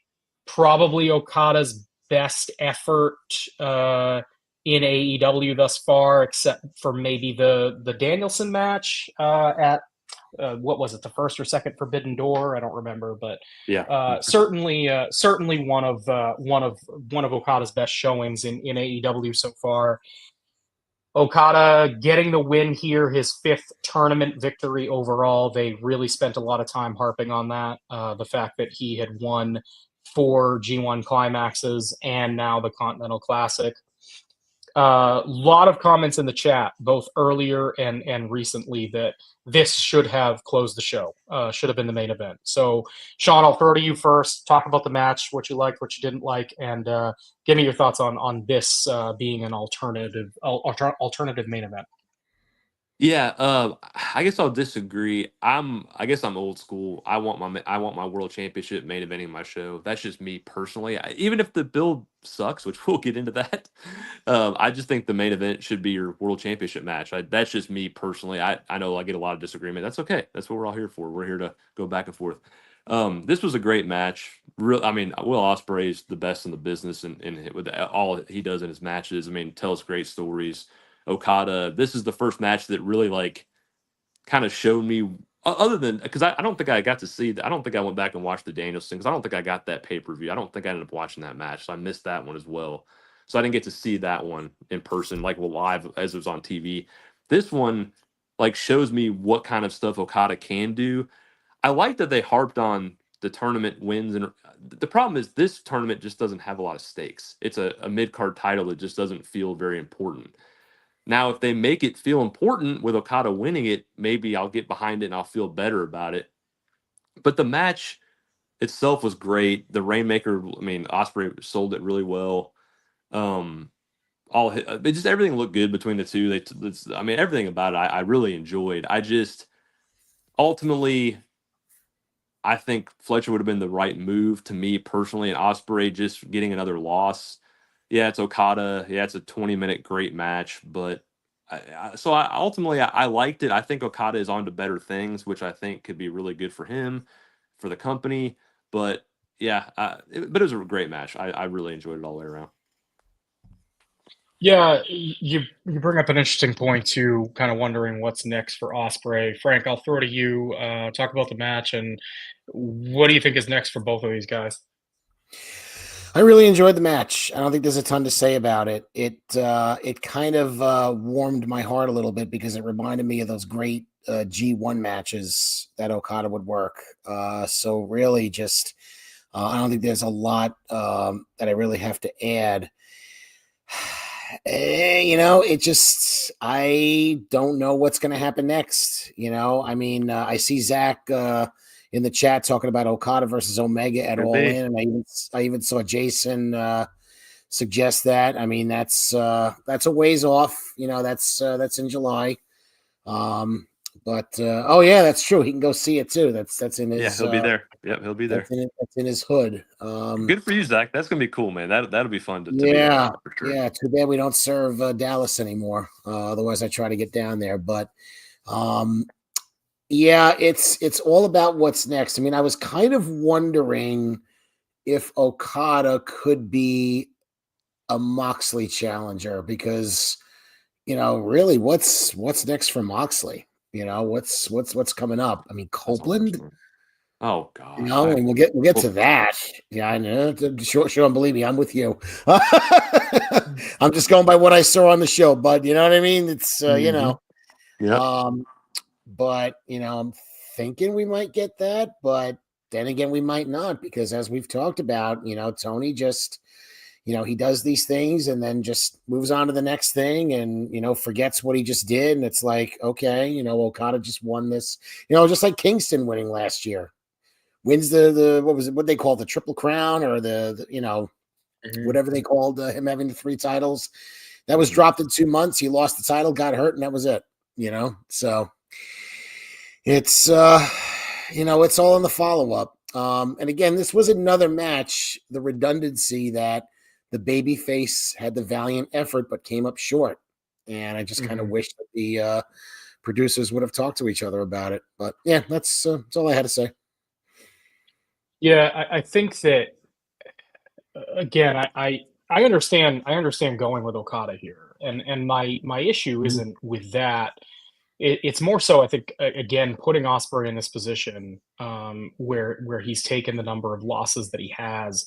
I think that to a certain extent, Osprey is Teflon, but I don't want it.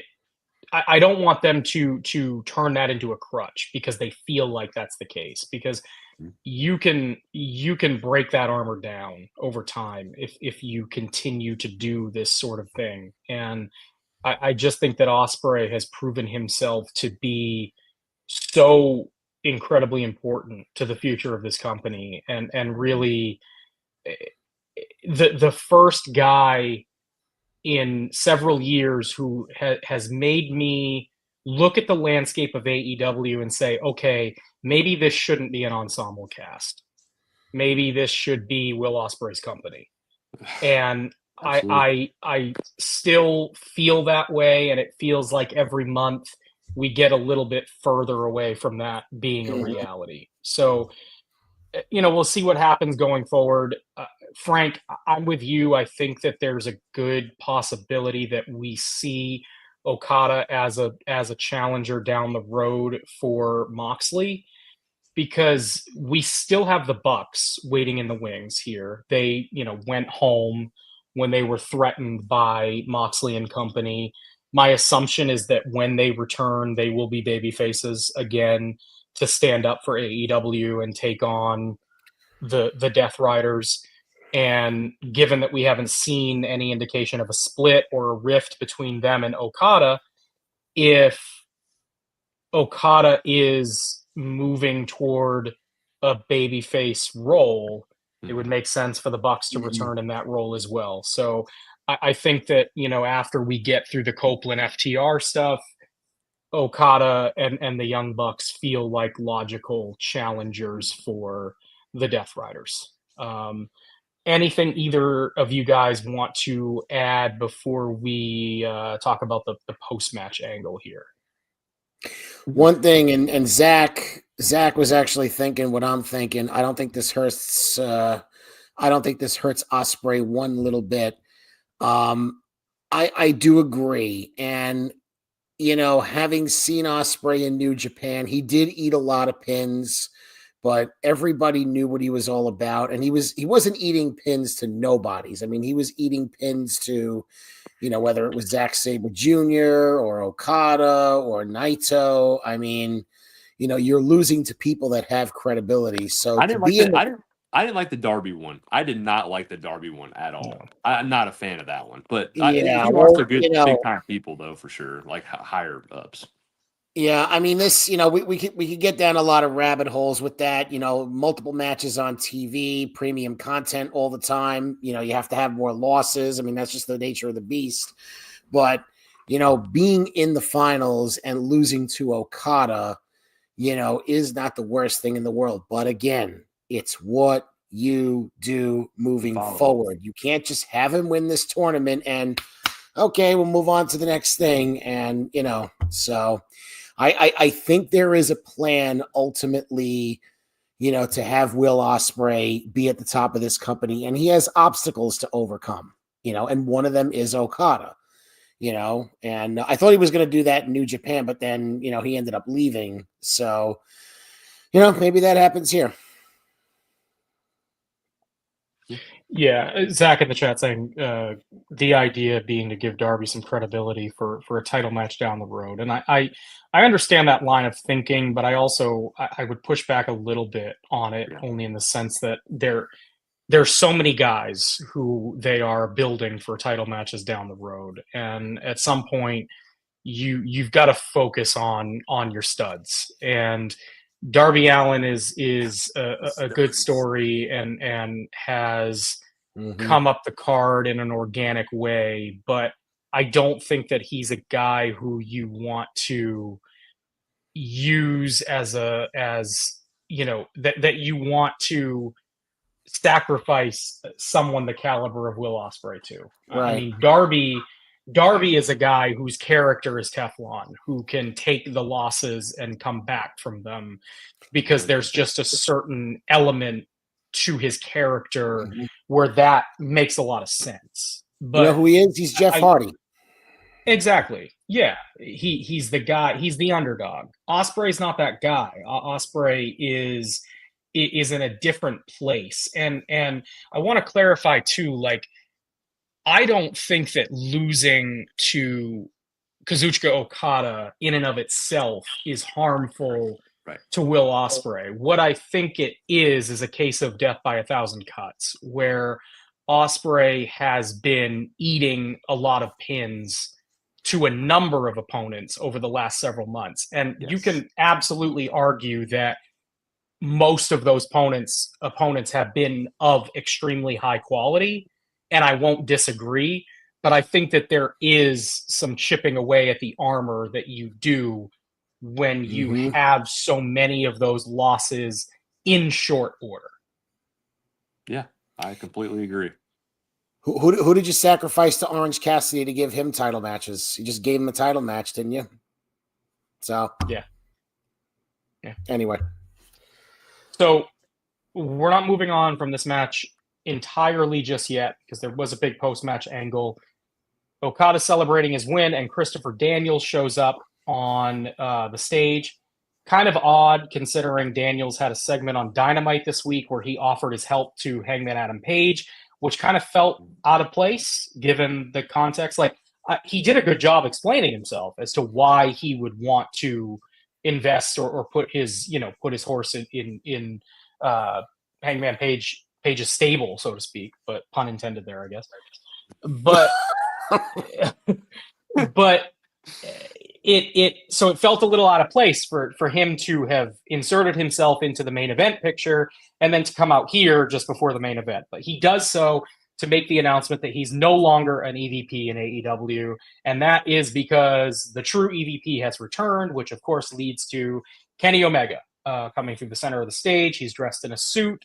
He looks healthy, and he marches down to the ring with the Continental title, hands it off to Okada. They have a brief stare down, and Omega leaves. Commentators are quick to point out that even though Omega looks great, he might not be ready to return to action. So no clarity as of yet on when we're going to see Kenny Omega back in the ring, but he is at least reinserted back into AEW television in an authority role.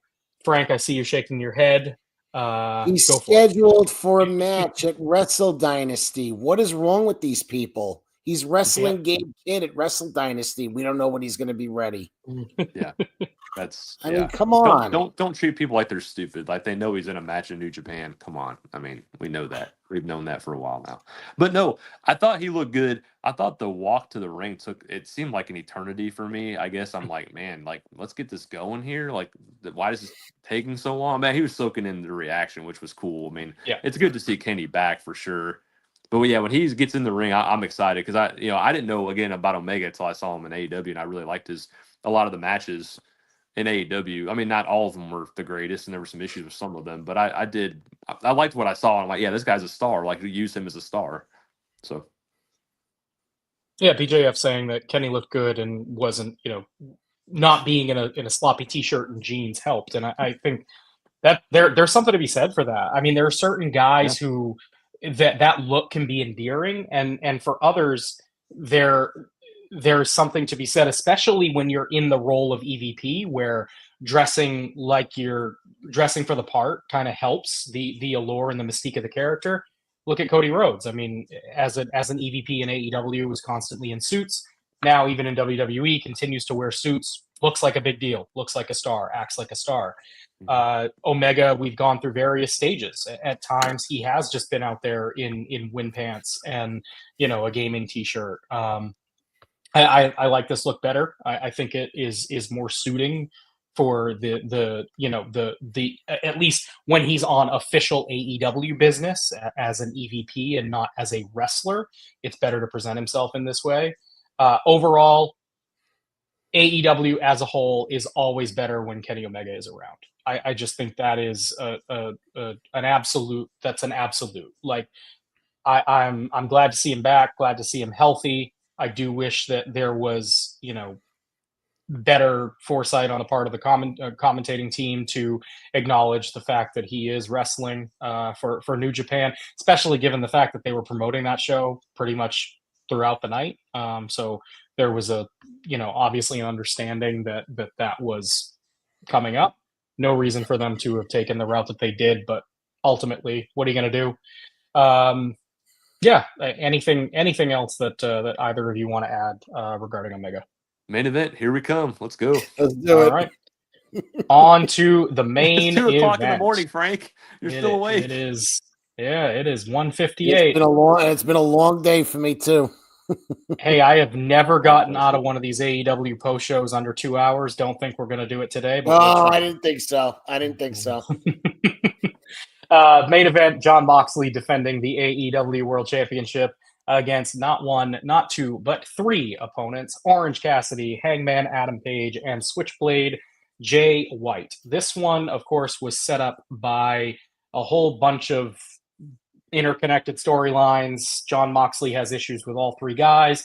All three guys have issues with each other, but they're also very mad at Jon Moxley because he is the antithesis of AEW, or he believes that AEW has become an antithesis of itself. But regardless, this one is an interference mess, I guess, if you want to call it that. Shockingly short for an AEW World Title match. Moxley retains in under 16 minutes, which was quite surprising. Finish comes after a whole bunch of interference and crazy finisher spamming from the three challengers and from Moxley. Marina Shafir gets involved. She eats a Blade Runner from Jay White, which was maybe the only time the crowd really reacted big in this entire match. I was surprised by how little the crowd was interested in this thing. I don't know if it was a fatigue situation or if this angle is just not delivering, but whatever it was a flat main event. And they tried hard to get this crowd up. They started this thing in the crowd. Claudio Castagnoli and Wheeler Yuta get involved. Pac was nowhere to be found. Did I miss something there? Like, is he hurt? Did he have a visa issue?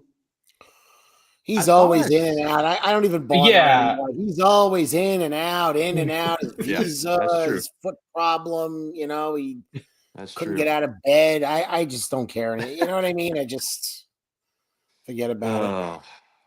Yeah, so no Pac here, but plenty of Yuta and Castagnoli both interfering significantly throughout. also involved in the finish. Again, like I said, they kind of start this match in the crowd to try to get them involved. There's a weird spot there where Moxley and Cassidy are brawling in the crowd, and Jay White is just kind of standing in the lower level, waiting for Yuta and Claudio to come back. Camera catches him, and he's kind of watching the whole thing awkwardly. Hangman eventually comes to bail him out. They chase Yuta and Claudio to the back. I was not a fan of this match. I thought that the build was messy. Mox's title reign has been messy. Explaining this storyline has been messy. Pivoting away from the notion that there's a higher power here has left the crowd to just basically not care about what's going on. Moxley retains. Crowd is deflated. We get a big go home angle that we'll touch on after. Frank, talk to me about the match. So, a couple of highlights. One, it wasn't too long. Number two, Marina Shafir ate a Blade Runner. That's a highlight.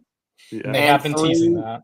And three, we didn't get the, oh my God, Shane McMahon is going to show up. So the fact that that didn't happen just made this match for me. Other than that, this thing was a dud. I mean, once the interference started, and they started going into the crowd, I'll be honest with you, they just lost me. I just didn't care.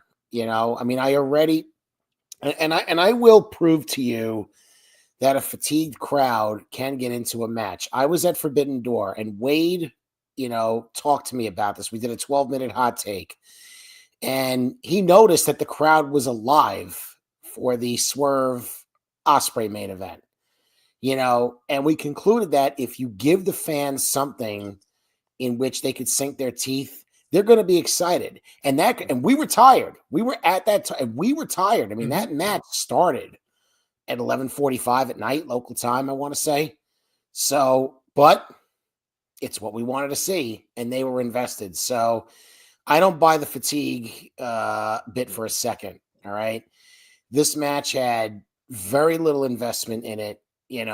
Orange Cassidy as a challenger. I understand they had the match at the last pay-per-view, but I mean, who the hell cared about that? I understand that Moxley's had issues with Hangman in the past. Okay. Who cares about that at this point? Jay White is treated like a joke for a while, and now all of a sudden, out of the blue, you turn him babyface, which is one thing, but I'm supposed to buy him as a champ. I mean, there's just so much that you're just not into going into this match, and that's why that's why the crowd was flat, in my opinion. What do you Moxley's winning, and that's not even really the issue. It's just it's the build and everything that was taking place. So yeah, complete dud for me. You have an issue with 3-week challengers, and I say that as a fan of all three guys. I mean, Cassidy just challenged for the title last month. Jay White is a guy who, like you said, Frank, has been mishandled largely since the jump, and they've done a good job, admittedly, at pushing him back up the card. 2 clean wins over Hangman Adam Page is nothing to slouch at. That's a big, it shows some serious commitment in getting Jay White to be taken seriously again. I still don't think that he's at the point of being a credible world title challenger. And then Hangman Page is a guy who has, again, like others, lost a lot this year, is playing a heel character, but is doing so now as a quasi babyface because he's defending the lifeblood of AEW. And if you think about where this story has gone and the story they're trying to tell, this idea that AEW originals or lifebloods of AEW are standing up for the company in the face of this existential threat that is Jon Moxley. And to me, no one is a better representation of what AEW is and what it stands for than Hangman Adam Page. Problem is that you turned him heel and you made him a vicious killer and you had him burn down Swerve Strickland's house. And he's still that guy. They're still trying to make him that guy. But the problem is that he's also the most over of the bunch. And so you're still getting a bunch of cowboy shit chants. You're still largely treating him as a babyface, even though he's a heel. But he's facing off against a heel. It's messy. It's a problem that AEW books themselves into quite frequently. And Zach in the chat saying we're missing the point here, that the point is not about each individual challenger. And Mox's point is that it's going to take a united front to bring him down. They weren't united. That's not a good story either. How's It's that not a good story? It's either. not. And their fight, it's a 4-way match. So why would they be united? They're each trying to win the world title. Yeah. Exactly. And Zach, I mean, pushing back against the notion that Hangman Page is a tweener, I mean, he actively has been treated and booked as a heel for the better part of the last year. Mm-hmm. They're not in any way sending the message. He burned down somebody's house, Zach. He's not a tweener. Yeah. He burned down somebody's house, man. Come on, Zach. I love you, but he's not a tweener. And as Zach points out, Hangman lost clean as a sheet to Jay White 2 times in a row. Why is he getting a world title match? Right. It's Ashley just lost. Why is he getting a world title match? Yeah. The only person here that has a semi-legitimate claim to a challenge is Jay White. And again, I still think that's a relatively weak claim. I think my issue here is that for the second month in a row, you're presenting a main event that is not about the challengers in the match, as Zach pointed out. And instead, it's about this overarching story they're trying to tell with Jon Moxley. And the problem with that is that can work if there's a legitimate investment in what you're telling. And I look at the Bloodline as an example of that. There were a lot of challengers to Roman Reigns' championship along the way that did not feel like credible main event world title challengers on paper. But the reason the matches usually worked, and there were exceptions, without question, there were exceptions. There were duds along the way, without question. But the reason the majority of those matches worked is because there was an overwhelming investment in the story that they were telling with Roman Reigns and the people around him. Mm-hmm. And Zach, if you're arguing this was less about the title match itself and more about the story, who cares about the story? It's not a good story. I want them to tell stories, but just tell good stories. Tell better stories. I mean, don't just be like, he said in the chat. What's the story? What are we trying to do? The story is Jon Moxley is upset with what AEW has become, and he's burning it down from within. That's it. And then he's going to try to kill people. I don't think that they've told that story effectively. No. I don't think that they've gotten people invested. I think that they have sent red herrings to make people think that there was a higher power, and that got people to latch on to this idea that something bigger was at play and someone was coming in and it was going to be this big angle. But they've dropped that. They have not talked about that in weeks. And so instead, you have Moxley trying to attempt murder on his former friends. They beat guys up. They won't show you the world championship. I don't know why. It sits in a briefcase. We can't see it anymore. Apparently, that's a big thing. And Moxley beats challengers who, as Zach points out himself, are not credible challengers, are not deserving challengers, are not supposed to be in a position to make you care about their title match, because you're supposed to be invested in an overarching story that isn't hitting. And Zach, I saw in the chat you thanked me for calling out a double standard, but that's not the point that I'm making here. Like, I think that Roman Reigns had dud title matches along the way during the Bloodline story. Right. But by and large, people were invested in the story. So they were willing to forgive those dud programs and those dud matches. Right. There is no investment in this angle. And you can tell by the reactions from the crowd or lack thereof. I do not buy that this title match got crickets at the opening bell because they were worn out Right. from Kenny Omega returning and Will Osprey and Kazuchika Okada having a great match. AEW pay-per-views are littered from top to bottom with great matches, and they are always fatiguing. Crowds know what they're getting into when they show up at these shows, and if they care about the main event, they're gonna come up for the main event. That has always been the case with this company, and it was not the case tonight because people do not care. Yeah, exactly. And I proved it at Forbidden Door. I proved it where they were into Osprey versus Swerve, and the Death Riders are an existential threat to AEW. Someone's going to have to bring them down. Well, the parade of challengers that they're bringing aren't exactly, challenges that I'm into, and the crickets in the crowd is proof.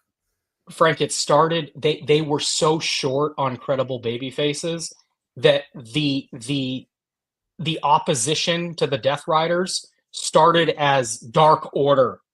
Yeah.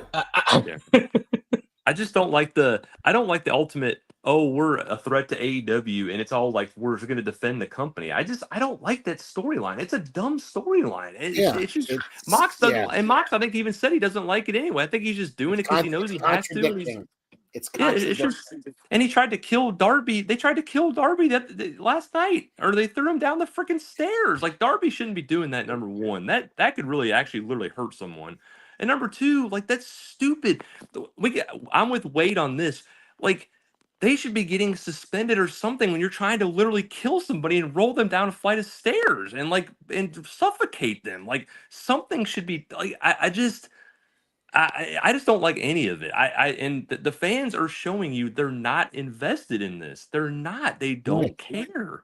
Why should they? There's nothing to sink your teeth into. There's nothing. Why can Tony Khan? Okay, when you had the NWO back in the day, you had the Giant who eventually joined them, Lex Luger, Sting. You had people that were credible, people that actually, Ric Flair, people that mattered.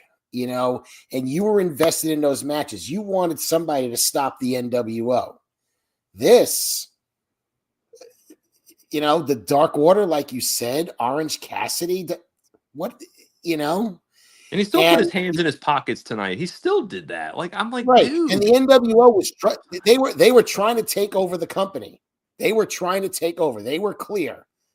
Oh, we want to make this one. Oh, we want to make AEW better. So you burn it. Just slight defense of Orange Cassidy there. I do think that the hands in the pocket spot was because he saw Hangman and Jay White coming over and was setting Moxley up for the power bomb. So I was fine with that. But Lady B in the chat just noting that Bleacher Report sent a breaking news alert about Kenny Omega and not about Copeland and the end show angle. That and the crowd reaction tells me they picked the wrong main event. We talked about that a little earlier, Sean. You were pretty adamant about the world title closing the show. Generally, I do agree with that assessment. I think with how weak this match turned out to be, how poor the crowd reaction was to it overall, general reception toward this angle, I could have gotten behind the idea of Osprey and Okada closing the show. I think that having Omega return would have been a fine, closing moment to go out on. Hindsight being 2020, it's probably a decision that they make. It also, lends more credence to the Continental Classic overall. I mean, this is something that you've dedicated hours and hours of television time to, more so than the main event angle for sure. So I can probably get behind that having been the main event. I think it would have ended the show on a better note overall. Frank, where are you at on that? I'm sorry, I missed the what was the I was reading a chat and I missed the question. I'm sorry.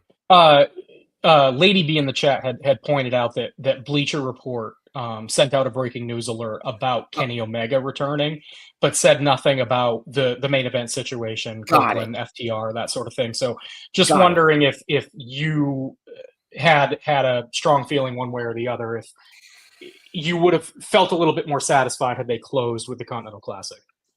Honestly, I've been thinking about it since we've been doing this show. I don't think it would have mattered either way. I really don't think so. Not to me, anyway. Do a better job with your main event, and you won't have to worry about it. Do a better job. Yeah. That's your fault. I mean, that's Tony's fault. Do a better job booking your main event, and you won't have you won't have crickets. You won't have people that don't care, because they haven't had that for months and months and months. They've had great main events. The last 3 matches are always the best. Everybody loves them, and this one, they had the last one where nobody, a main event for your world championship, a 4-way match that nobody really cared about, and you couldn't invest in any of the people that were in it, and that's that's sad. Moxley deserves better. I love Moxley. He deserves better than this angle he's in right now. He deserves better. He's a big star. He's making the best of it what he can, but there's not much to make of it right now. So, I mean, Zach's saying it's frustrating, and AEW tries something big, and this is the reaction. I mean, book better stories. I don't know. Wrestling companies have had duds of angles before. This isn't the first. It won't be the last. WWE has done it. Right. AEW has done it. I mean, I don't think that this has stooped to the level of the devil stuff last year. I mean, that to me is the darkest period in AEW's short history so far. I don't think that this is beyond repair. I think that there are things that they can do to draw more focus to the situation. I think that Moxley can be more explicit in his intentions and his goals. I think that saying that he doesn't like what AEW has become isn't really enough to sink your teeth into. I think that he should have some sort of mission statement. Who are the guys specifically that he has a problem with? He started an issue with Bryan Danielson because Danielson won the title, and Mox thought that having the title was a sign that you were supportive of the direction the company was headed. And I understood, that's why he went after Bryan and so on. But since then, it's been a lot of, well, we have a lot of baby faces who are very important to AEW, but they're not really interested in standing up for the company. In the meantime, here's a bunch of challengers who you kind of like, but some of them are bad guys, and some of them are underpushed, underbooked, whatever the case may be. You have a guy like Swerve Strickland who's not really interested in getting involved, and I understand what the lack of motivation for that character would be, at least for now. I think that the big problem for me, and this goes back to treating both companies with the same level of praise and criticism. And I think that, back in the day when WWE did the stand up for WWE thing, we all made fun of them incessantly for it because they deserved it. It was stupid. Never should have done it. It was bad television. And they didn't even bring that into the angles. They were just cutting commercials and doing, these stupid campaigns to get people to stand up for them in public. I don't think it's a coincidence that when AEW receives a bunch of negative press for bad ratings, bad attendance, bad product, that suddenly the top angle on their television show is an existential threat to the company, and the baby faces are supposed to rally around the company. I don't think that that's a coincidence. I think it's directly tied into the negative inertia that had been following them around for a while. And I largely don't think that the result has created the kind of reaction that they want, because Moxley still seems pretty cool. like, yeah, he's a bad guy and he's trying to kill people, but like by and large, he's a lot cooler than the guys that he's facing. Yeah, So it's really hard to it's real hard. really feel like he is a threat to the company when he's still working within the confines of the company. And Zach, I'm reading your comment now. I mean, like, WWE doesn't view themselves as the heel, though. And AEW Companies, is doing stuff. AEW is doing stuff that that they said they would never do. They're doing it. right? Yeah. And just to clarify, Zach is saying it's a huge difference because WWE has been a heel company since 1999. AEW came into existence as a babyface company. I agree with the general premise, but Right.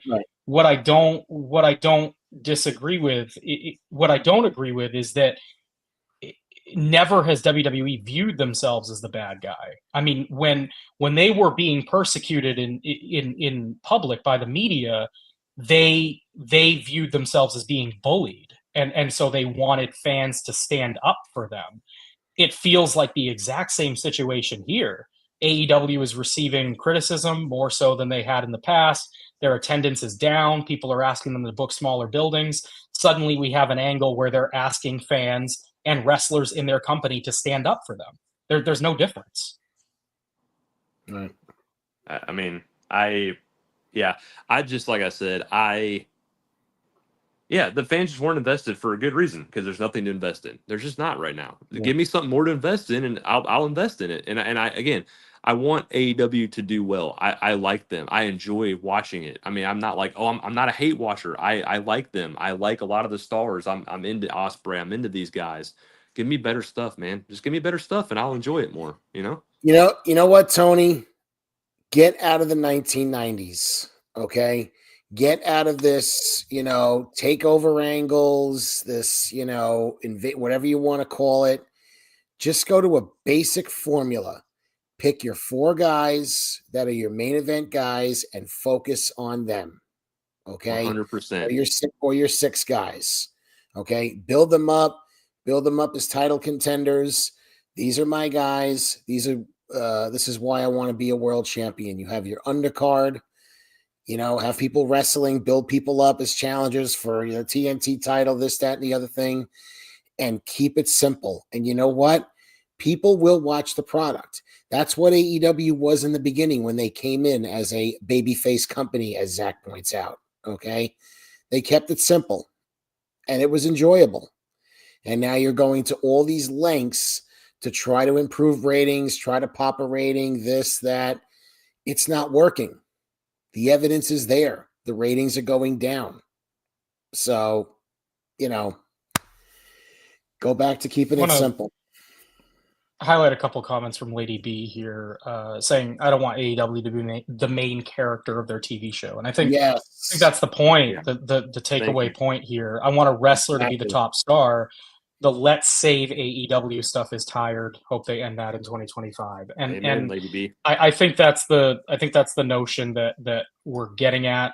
Second comment here from Lady B. I think there's an issue with crowds chanting AEW. It's giving ECW vibes and not in a good way. I want a product to be more than the brand, be about the talent. And that's something we've talked about on these shows for a long time. And there have been times where they've done a better job at it. I think that right now we're seeing the effects of not focusing on that long term, where you have a lot of wrestlers and most of them are very, very good. You have a lot of characters. Some of them are great. Some of them are okay. It's a mixed bag like every company. But you're not seeing the level of investment that you want to see because they don't do a good enough job at clearly defining baby faces and heels in ways that you can get behind. And I think AEW's strongest programs are when there is a very clear heel and a very clear baby face, and there is a genuine interest in cheering for the good guy to win and the bad guy to lose, and not just cheering, this is awesome. They have done a really good job at times of presenting situations like that. And I look at something like Bryan Danielson and Swerve Strickland from earlier this year, where Swerve had been a babyface for a while, and he worked that match as a heel. And he was the heel there, tried and true, because it was Bryan Danielson's career on the line. But if you listen to the crowd during that match, there was a genuine investment there in seeing one guy win and one guy lose, and not just seeing an awesome match. Because AEW is going to give you awesome matches all night long, every week. It's what they do. It's what they're great at. It's the one thing that they're really, really good at. But when they're not providing you with clear context for booing and cheering, I think that you lose something. And Zach, saying that you're not stuck on clear baby faces and heels, I think that there's less room for nuance in pro wrestling than there are in a lot of other mediums. I want pro wrestling to be an intelligent art form, but they don't always have the time to tell the stories that like prestige television does. So you can have guys and girls in your, Sopranos and Succession and Game of Thrones and House of the Dragon, name any prestige TV you want. You can have characters with a great deal of nuance. And I think that there is room for those kinds of characters in wrestling, but it shouldn't be everybody. It shouldn't be top to bottom a bunch of guys and girls who are loosely defined and can blow one way or another with the passing of the wind. I think that they need to be a little bit more cookie cutter. I think that the format of pro wrestling begs for that kind of structure, and companies have tried to go without it, and it's never really worked. It can work in small doses, but it's never been successful long term, and we're seeing it with AEW right now. They're employing that strategy, and I understand that you really like it, and there are a lot of people who really like it, but the number of those people is dwindling. That's just the truth. The number has been dropping year over year over year, and I think that you see it in the investment in weekly television. You see it in the way that crowds are reacting to live shows, pay-per-views aside, because they know what kind of wrestling they're going to get. But the week-to-week television, there are some weeks where, man, it just looks sad in that building. And it doesn't have to be this way, but I truly believe, and a lot of other people at the Torch truly believe, that what has led us to this point is largely that kind of booking, that kind of philosophy, and the lack of real focus on those traditional heels and baby faces. And there's no Continental Classic now either. And there's no Continental Classic either. There's no Continental Classic either now, so they can't go to that either. Right. I mean, it's gone. Right. So they've got to go back to full-blown storytelling. Someone in the chat earlier, I didn't catch who it was, but mentioned that during the scrum, Tony said that all records are going to be reset in the new year. So they are they're resetting the table. That's probably going to be used to push some new acts, reframe some acts. We've had, off and on, they've been interested and not interested in keeping records over time, having a ranking system. Generally speaking, I would prefer they don't go back to the ranking system. But I do hope that, if resetting the records is what they need to kind of refocus their television, I'm all for it. Frank, anything you want to add? No, I mean, I've seen the records come and go. So, it's just gonna have to be a wait and see, because we've seen them use it and then they just abandon it. So I'm not gonna get myself too wrapped up in it until I see how it's used. Yeah. Last thing we'll cover here before we wrap things up, post-match angle. After the relatively short world title match, I think they felt like they needed something big at the end of the show. They had it. FTR is the first to enter, interrupting an attempt to really hurt Jay White after the finish of the match.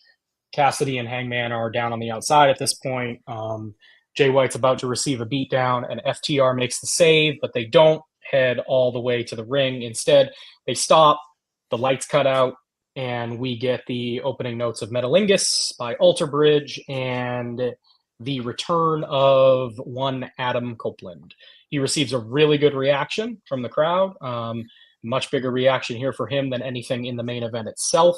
Not a surprise, being that it's a big return of a beloved figure.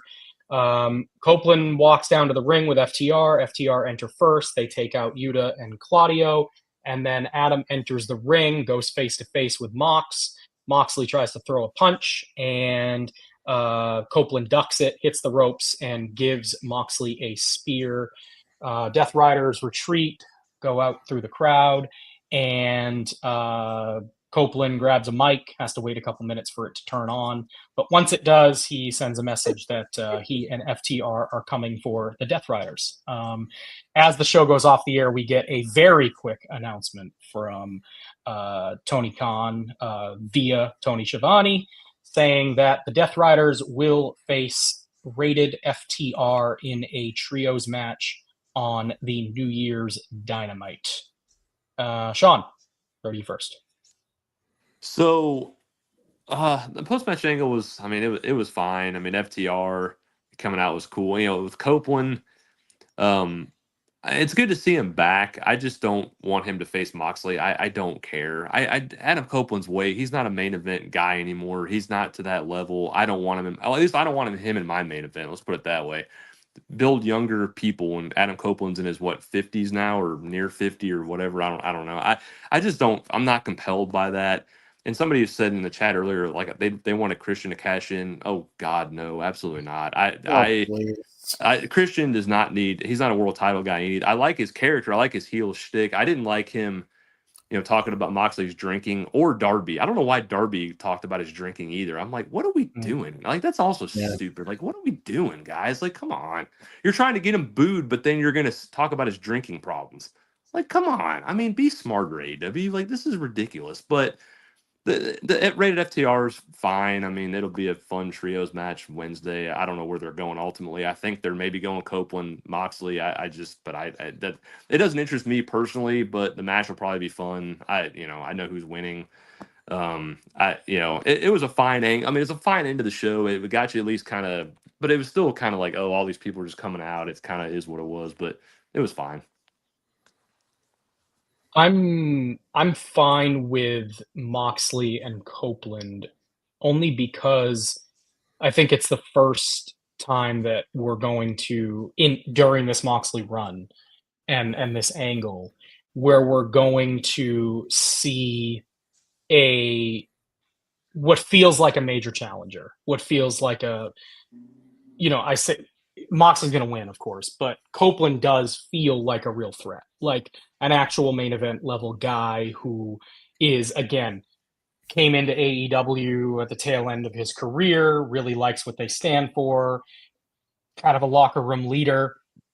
If we take the Moxley angle at face value, whether I like it or not, Copeland makes a lot of sense as a challenger to Moxley's title and to Moxley's issue with the company as a whole. So I'm cool with Copeland coming in and being the guy to face Moxley next. Like you said, Sean, foregone conclusion, it seems that Moxley would win. Also seems pretty darn likely that this is when Christian Cage gets involved one way or the other, for better or for worse. I don't know if this feels like a pay-per-view match or if this is going to be like a big Dynamite match. I can't really gauge one way or the other where they're headed with that. But overall, for the story they're trying to tell with Moxley, I think this is a step in the right direction. Frank, what say you? Yeah, I mean, it was weird to use a post pay-per-view or a post main event angle on a pay-per-view to set up a trios match, but hey, that's what they did. For those they moved on from that four-way quick. Very quickly. very quickly. So, yeah, that shows you the company's investment in that match. By the way, for those of you keeping score at home, Adam Copeland is exactly 1 month and 14 days younger than me. We are both born in the same year, 1973. That is 51 years old for those of you with score sheets at home. But anyway, I digress. As far as Copeland, whatever. I mean, you got premium television every week, streaming on Max. So I would imagine that this is a television match. I really am curious with this whole Christian thing, how this is going to play out. I mean, with Copeland back, it would make some logistical sense that he would get involved. But then what? Copeland's beating Moxley and then Christian's going to cash in. I mean, what is this, 2006 WWE? I mean, come on. It's just really weird that he's got this contract thing and Mox is your champ. So this feels to me like a scenario where Cage tries to cash in mid-match. Copeland gets the better of him. The distraction leads to Moxley pinning Copeland, I guess. So they burn the Christian's cash in. Moxley, Copeland thwarts him. Moxley then beats Copeland, but Copeland retains some of his heat by making it look like he only lost because of Christian, essentially, is my guess of where they're going. I don't know if that's great, but I think that's probably where they go. I don't think any of it's great, to be honest with you. Yeah. I just, like I said, Christian, and then we got to go back to Christian and Copeland again. I want them to. I just don't want Copeland and Christian. I just don't want that, man. It was fine for a while, but now it's like, come on, we did it in WWE forever. Now we're doing it in AEW a lot. You won't see it on a pay-per-view, Sean. I'll tell you that. You're not going to see it on a pay-per-view. So if that's any comfort, they'll do it on TV, if anything.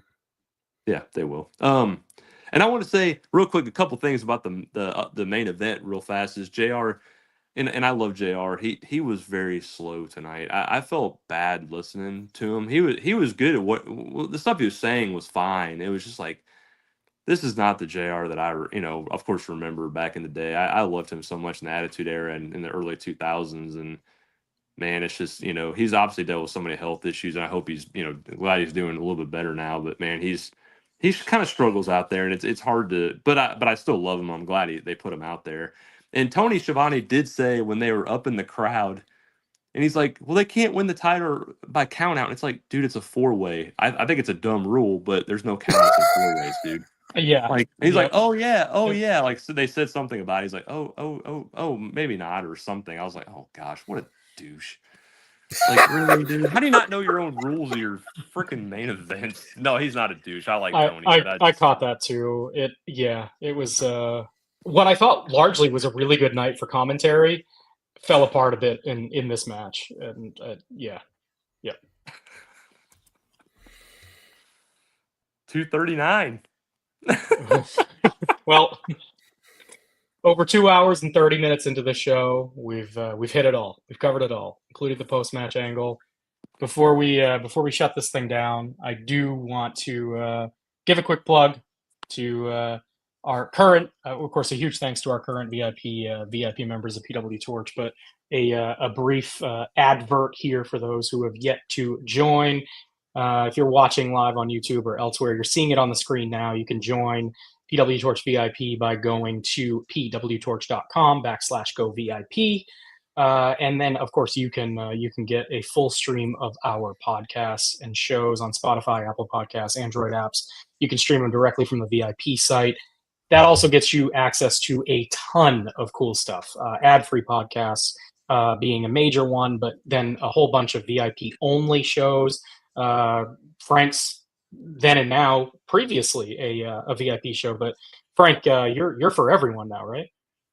Yeah. So the show, it's still, so what it is, it's on YouTube for all, but the podcast only is VIP. So two means of listening to the show. So if you were a VIP member and you were listening to Pro Wrestling Then and Now, for the podcast only, you still get that the same way, but it is on YouTube now. So that part is for everybody. I just did Starrcade 94, WCW Starrcade 94 with Jesse Velasquez from Top Rope Nation. And then a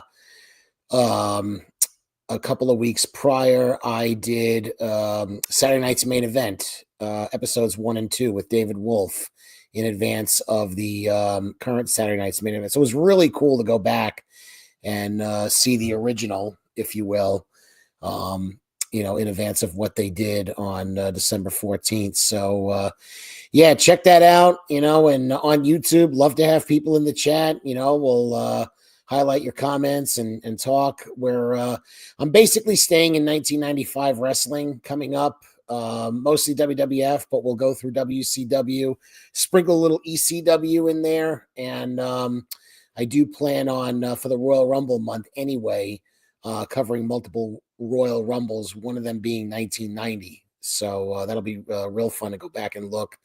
The one with the confrontation with Hulk Hogan and the Ultimate Warrior. So, check that all out. And my socials, I don't do a lot of posting anymore, but if you, write to me or message me or whatever, I will get back to you. It's at Frank Peteani on Facebook, X, and Instagram. And for Blue Sky, it is at Frank Peteani 73. So, that's that, and Pro Wrestling Then and Now. And it was a pleasure doing this with you fellas tonight. Really enjoy the chat.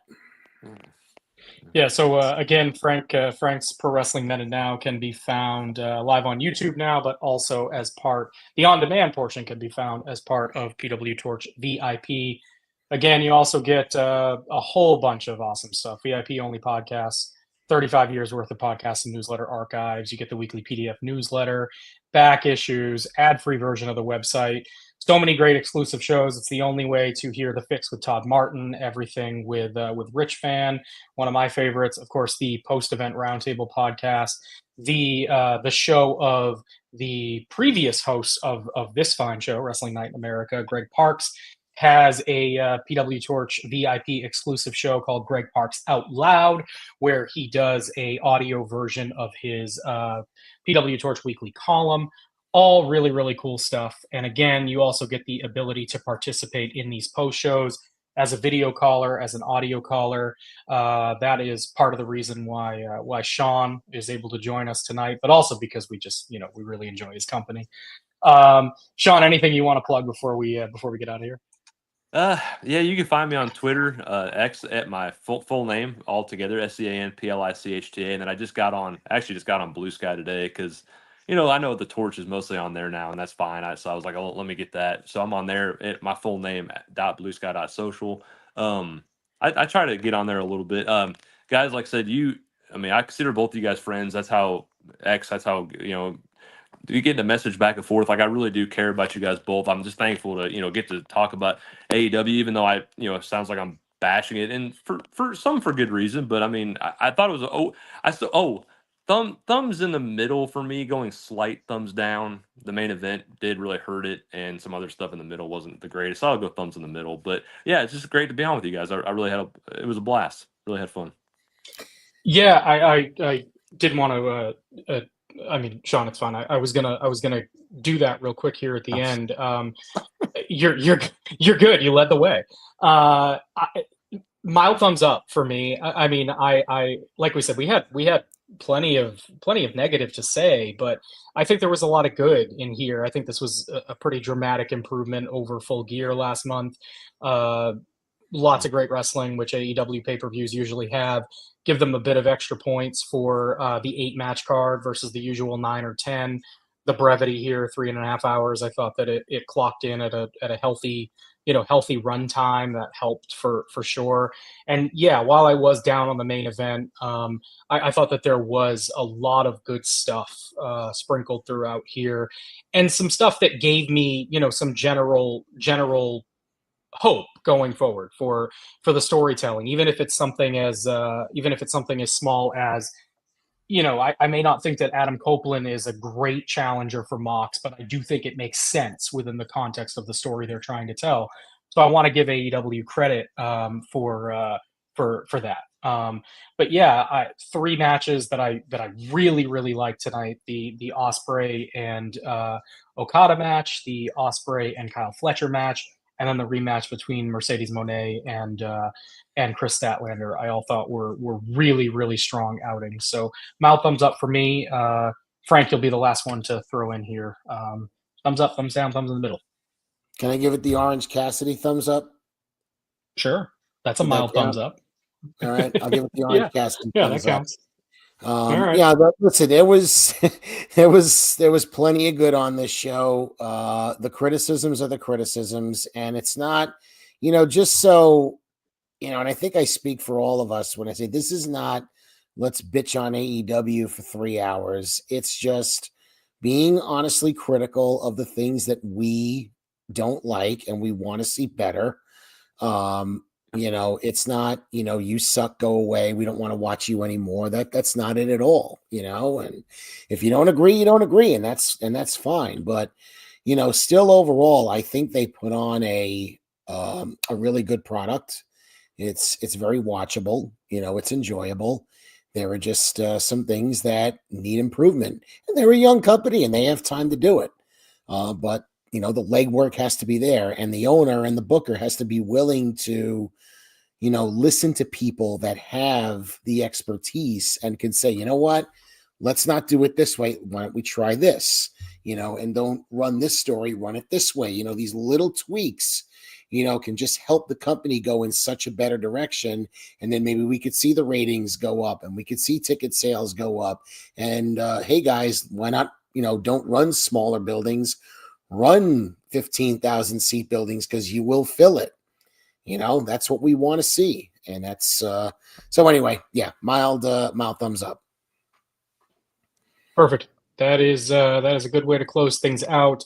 Before we go, I'm Brandon LeClair, of course, host of these Wrestling Night in America post shows that have now become more of a special edition type show. We do them after every WWE, PLE, and AEW pay-per-view. That trend will continue, so you'll see me next, at least in this format, for the Royal Rumble, February 1st. Looking forward to doing that. You can find me on social media at bleclair12 in most places. Not really using X anymore or Twitter, but that is my name on Blue Sky now as well. Also can, of course, find my written reports for pay-per-views, both AEW and WWE, on both the VIP side of the pwtorch site and the free side of the site. So make sure you check that out. My work is not quite done yet. I have to get to some analysis on this show because AEW shows are so rapid fire that I do not have time to do it in between matches. But I'm glad we got to have this conversation first. It certainly helps me flesh out those opinions as I go to get ready to write them. Frank, Sean, it has been a pleasure. Great show. My favorite that I've done so far of these post shows. Really, really good conversation. Thanks so much for staying up late with me. Yeah. Happy New Year, everybody. I appreciate you guys very much. I truly do. Truly do. Definitely. Happy awesome, New Year. Brandon. Sure. Yeah. Yep. And I appreciate those words, and, happy holidays and happy New Year to you guys and everybody that checked in tonight and everybody that's going to listen. Mm-hmm. Absolutely. Thanks so much to our VIP members. Safe and happy New Year to everyone out there listening or who tuned in to us this evening. Until next time, this has been Wrestling Night in America. Peace.